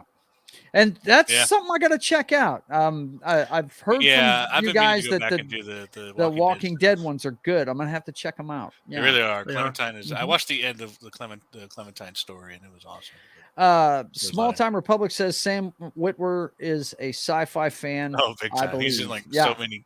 There Star you Wars. go. Yeah. Yeah. He's probably trying to get in everything he can get his hands on then. Let me see here. The next one I got on my list. Go ahead, sir. Beyond Two Souls. Yeah, before we go ahead, the thing with I played Beyond Two Souls up until you got to like the Navajo Desert or whatever it was. Yeah. And I was so bored with that chapter. Yeah. It literally killed the game. I did not play. I still haven't picked it up since then. Really? You go into you don't go outside. You're doing chores on a farm. Yeah, it's fudge. Like, what? Yeah, you really are. It does slow it down really bad. It slowed it down so much that it literally killed the game. It gets better after that. I had good momentum up until then, but that killed it for me, and I'll probably never go back. Yeah, the whole part where she gets out of the train and is on the bike and everything and makes that shield that busts through bullets out and stuff. It's good, but I understand why. I think the interesting thing about that game, because that's the one where it has the spirit following you around, right? Yes. Manipulating thing. Yeah. And the game allows you to go as far as you want to. Yep. Which I thought it was a very interesting aspect. It kind of messed with my head a little bit because when you're playing that game, it's literally you're the ghost. Yep. You can switch between the two characters. You can there's literally a scene in there. Yeah. You're literally a scene in there where you're messing with kids that were bullying you. Yep. And you lock them in the house and go carry on them. And you dictate how far you fuck with That's these right. kids. You can kill them all, basically. I didn't get that far. Yeah. I managed not to get that far, but I was close. And it's like, Jesus, should I stop myself from doing this? Am I crazy myself if I keep going? So it really kind of messed with that was what would intrigue me about the game. But then check this out. There's a part in the game where she's a teenager and she actually gets out of the complex and wants to go meet somebody at a bar. And she is almost raped in the bar, and the entity saves her, basically, right? Another thing where, just like what you're talking about. Yeah. If you walk into the bar and your friend's not there and you leave, there's another scene later on in the game where you can have sex with somebody. But if they attempt to rape you on the pool table in the friggin' scene, you don't leave and the entity has to save you, then you can't have sex with your love interest later on in the game because you get PTSD. You can't do it. That game is a trip. It's all about your decision making and all that stuff. It's really cool. I love it. And I'm sure I'm going to enjoy the end of Detroit Become Human. I just haven't had the time. Well, what's funny about Detroit Become Human, if you're not careful, you literally kill one character at the beginning of the game and you can't use it. You're basically just doing 2 storylines instead of 3 for the rest of the game. Really? Because I must have done it right then, because I'm running 3 storylines. So it's pretty crazy. All right. The third on my list, and this one's from the Xbox 360, is Fable, the Fable series. I just put up a graphic for Fable 3, but I love the Fable series. I've probably put, next to DCUO, this is probably the game I've put the most time into. And this is another one where decisions matter to your character. You're either slowly becoming more and more evil, or you're slowly becoming more and more good. And it's just a lot of fun. The storylines, and another reason. I'm sorry, I've got a frog in my throat.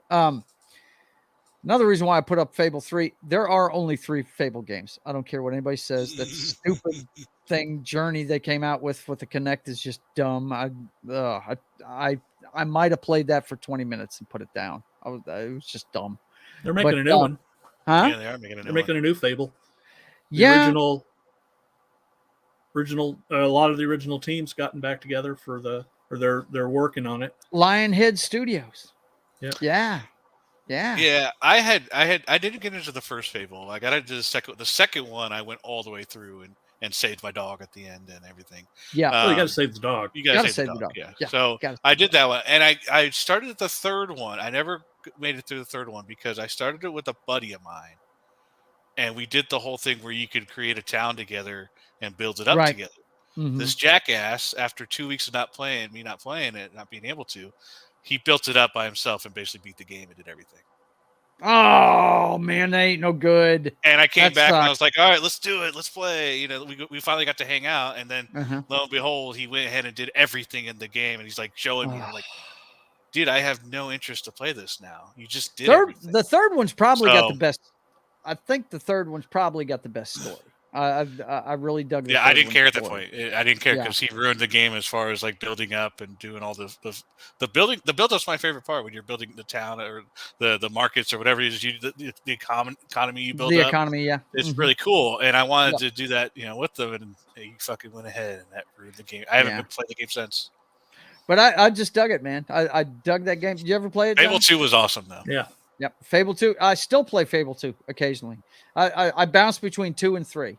I played Fable 1 just so I could get the lore. And it's fun, but it's almost back to the, it was on the original Xbox. So, it's the graphics. What's really fun about it though is that's where the chicken starts and all that shit, Did you do the time glitch where you change your system's Oh clock yes, yeah, to heads, so yeah. you can make Buy all gazillions this of shit, dollars? set it up for rent, and then you change the date on the Xbox all the way up as far as it'll go. Yeah, yeah, shit, yeah. You get rich that way. It's awesome. But yeah, love that game. And then still on actually on PS4 now. I played this on PS4.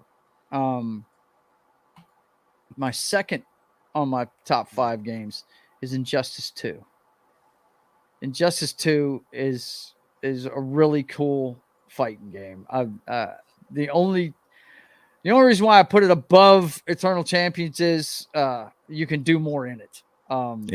But Injustice 2, I didn't play the original Injustice. I bought this one specifically for the same reason that Knock got that Assassin's Creed 3. And I'm fixing to show it to you right now. Hang on. Because there's a certain character in here that everybody knows I dig. She wasn't in the first one, but she's in the second one, man. Check this out.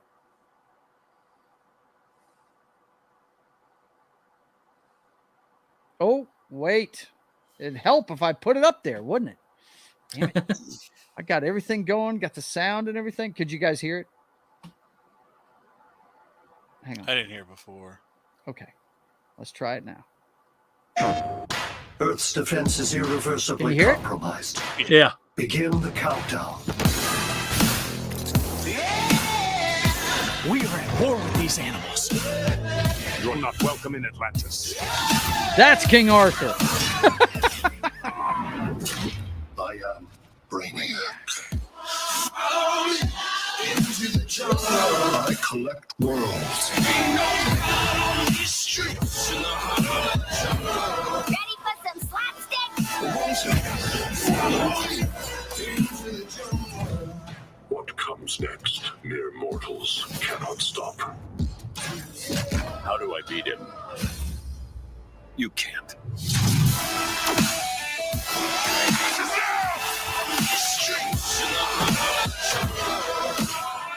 Earth's time is up.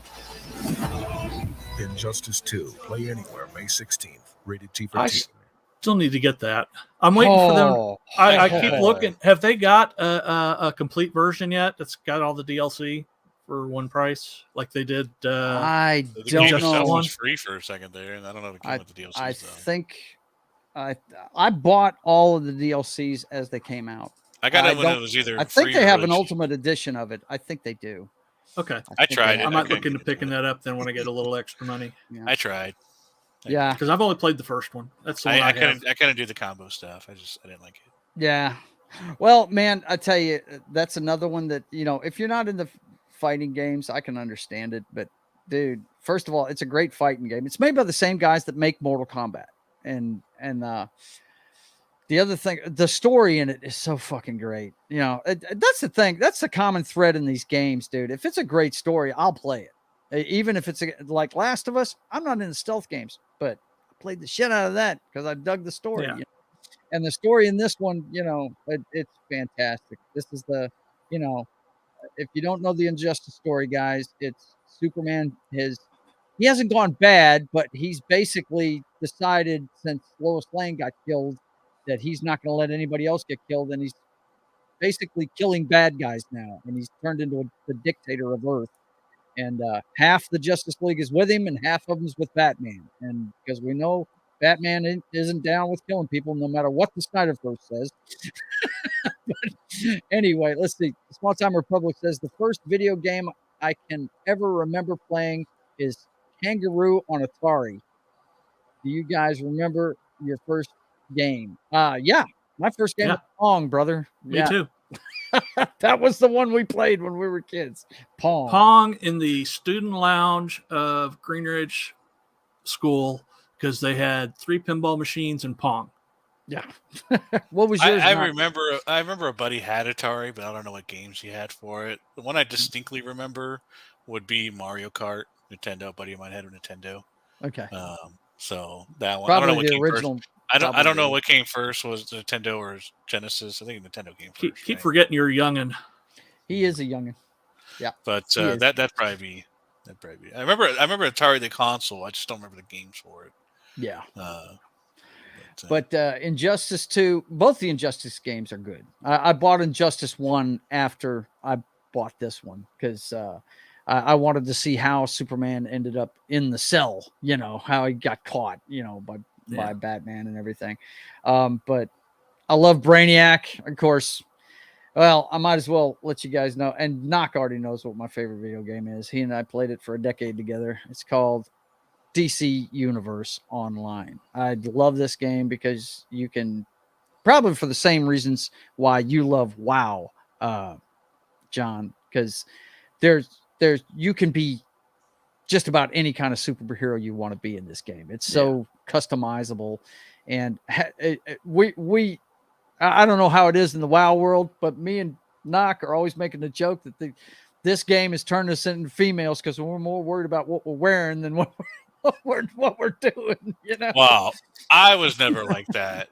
No, this Uncle guy's got to Jesse win everything he does. Couldn't go through an How did somebody put Uncle it? Your Jesse, transmog's got to be on fleek when you raid.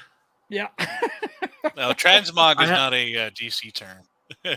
Yeah. Let's see. No, it's weird but to think we had some in our group that basically pinball machines. Yeah, they were. Well, I have to break my favorites down by system. Yeah. Okay. Because I can't do that. But you were talking about Xbox. I'm showing my four of my favorites Xbox games that I have. Okay. I'm sharing it. Let's see. The Fable's on that list. Yep. You can't blow that up, can you? Let's see. Well, read them to me. Crimson Skies, High Road to Revenge. Okay. Fable, of course. Mech Assault and Mech Assault 2 Lone Wolf. Mech Assault and Mech Assault 2. Okay. Are those single players? Yeah. Yeah. Cool. And that's Xbox 360? No, that's Xbox, original Xbox. The original Xbox. Knock, what were you trying to say, man? What were you? I was just saying that Uncle Jesse, we had a guy, Uncle Jesse, he couldn't go through an instance without changing his stuff at least 2 or 3 times. He'd be in a duo. You'd be in a duo with him, and he wouldn't be wearing the same thing by the time the duo was over with. He'd just keep changing his clothes the whole time. It was freaking funny as hell, man. But yeah, the thing that's great about DC Universe Online, it was an easy way for me to learn the DC Universe because they do use the comic book lore as the basis of the DLCs. The other thing I dug about it was meeting guys like Knock and it meeting like-minded individuals, and spending time with them, talking, You know, just doing guy stuff. You know, it's sitting around a fire telling stories. Only we're not sitting around a fire. We're beating ass on a video game. You know what I mean? That kind of thing. It's just a lot of fun. I played City of Heroes and Champions more than I played DCO Online. Really? Yeah. Now there's a guy. I played a lot of Champions. The guy that started the league that he and I were in, that's where he got his start, was City of Heroes. He used to tell me that Saxon told me about that game all the time. He said DC Universe Online was a lot like it, but it was even more customizable than that game was. So yeah, I could see that. We were in a league together. We had our own website. You know, we wrote stories together. I mean, really good stuff too, man. If my comic book takes off and I start making money at it, I'm going to work out a deal with Knock and a couple of the other fellas to get their characters into a book called Mythology. You know what I mean? Yeah. I just don't want to do it unless I can pay them for it. You know what I'm saying? I don't want to, you know, not be able to compensate them. But the Privateer was born in that game, man. You know, I mean, it was. I wrote about him before that because it basically really, I don't know if I ever told you this, Knock, that his backstory I had written years before. It was for a story about a pirate during the American Revolution. I just brought him to the future in that video game to make him my superhero. You know what I mean? But I had actually written a treatment, what they call a treatment. It's a treatment for a script. It's just a small synopsis, and then you work on a script from that. You know, and that's what I had done. So, you know, that game, we did it because there's so many good memories in that one. But the one that stands out the most was very early on. We had gotten a league run and we were doing Batcave. Yep. Now, back then, they still had now most MMOs these days do loot between yourselves now. You just get your own loot. But back in the early days of DCUO, a random item would drop and everyone can meet on it, just no matter what your role was, right? And I know the stories is fix and tell. Yeah, and when you go with a league, you go with the understanding that you're not going to need on your. You can need, want, and then or pass, right? So don't need on what's not your role. You know, you're just being a jackass. You can't use it. There's nothing you can do. It's not going to sell for anything, you know, crazy. So, and you can't sell it on the market. So there's really no reason to do that except for being a dick. So we did a league run. We had a couple of new members and went through and for about, I think it was about 2 months, we were trying to get this rifle skin or a particular rifle for Pry because he was the rifleman of the group for his character. There was a particular style that dropped in the Batcave instance, the raid, that we were trying for about 2 months to get. And this is back when, loot drama, exactly, E-Clay. This is back when you can only do the raids once a week. So you only had one chance at getting this item if it dropped on that particular boss. So after 2 months, we did this thing and it finally dropped and we were all excited. We were like, everyone in the group was just excited. We were like, oh my God, it finally dropped for Pry. It finally dropped for Pry. You finally got it. Everyone was all happy, fast, blah, blah, blah. Turns out one of the new guys who wasn't even a controller role needed on it. We booted his ass right then and there. And because it's just like, dude, why the hell are you going to need on this thing that you don't even need? And we were so pissed for Pry. Pry was like, all right, whatever, guys. Whatever. And I just kept rolling. I was pissed myself. I knew I was going to blow a gasket if I opened my mouth. We were mad for him. I think Saxon, we were just like, boot him. We boot him right then and there. And oh, man. I think we ended up getting it eventually at some point, obviously. But it took us like another month, I think, to get it. Because, like I said, it was a raid. You can only do once a week, so you only had one chance to get it. And you had to make sure you were with the leagues in order to do it, to get the loot that you wanted. And, oh, man, what a nightmare. It was just so bummed out. And he's like, guys, I didn't get it. And we were like, what? Yeah, what? And they all turned on him. Who got it? Because you can see who gets the loot and who wins the role. And we saw what the. And then of course, this guy doesn't have a mic or nothing, and of course, so he doesn't say anything. So we just booted his ass from the league. The audacity. You're right. What were you doing? What were you doing, man? There's a bunch of methods that I've in World of Warcraft to distribute loot because it's the same way. Raids were once a week until. Now I think some of them are like you can run every day. Really? But Yeah, the past ones. Mm-hmm. So you can go in and farm it for that's kind of how they have it now for the old ones. Yeah. But I mean, we had, you'd earn points by showing up to raids and doing your assignments and stuff, making sure everything's ready. You'd earn points, and you could spend those points when something drops that you needed. Mm-hmm. And another way that I've seen done is loot council, where they basically decide who gets what. Yeah. They've set it up now where it's individual loot. That was the best decision ever. Yeah, they've made several quality of life improvements to that game. It's just I am too busy to play it anymore. I mean, I get on there and I fuck around with it. They even added the monthly reward stuff or the daily reward stuff. And it's like, Jesus, you got to. Yeah, they want you logging in every day. Yeah, before I stopped full time, not playing at all, there was about 3 months that I was just literally getting on just to get the daily reward. Yeah, keep up with that to get the style or whatever throughout the month. It's still my favorite game though. I still love playing it, man. It's like riding a bike. And I tried to get on for the seasonal stuff. So I did the Christmas stuff, but I missed out on the anti-monitor stuff again. I don't think I'll ever complete that stuff. Yeah, I gave up on trying to keep up with the seasonal stuff. Hell with that. That's another look. You try and get the seasonal stuff. That means you got to log in every day in January, right? No, that's okay. You know, I'm gonna play what I want to play, and this is the thing. These a lot of people call it pay to win. I don't feel like it's that way. I mean, they've set up several different ways to play now. Didn't you tell me that there's a new elite now? You can. Yeah, it's Elite Plus, but it's kind of turned into pay to win in a way because you could just buy canisters and get yourself up to almost top level right off the bat. Yeah, with like no skill points and V points or anything like that. So it's just. But or you can just do buy the same that thing too. by playing the game. So you can do it either way. They've done a lot of skips. So. Yeah, they do, man. Dude, it's 6 minutes after. God Almighty, we've already chewed up 2 hours, and we could keep going. We're gonna have to do another video game part 2. Yeah, I didn't even get to my top guys too. Yeah, we didn't. And I didn't get to show the. Oh my goodness, I'll show you after, John, or at least show you what the clip. I don't know if you've already seen it yet. Did you see the Mario Kart HBO special? Let's save that for after because we are gonna get dinged on that. Yeah. Yeah. Okay. He's already seen it, so I'm not gonna play it. Oh, okay.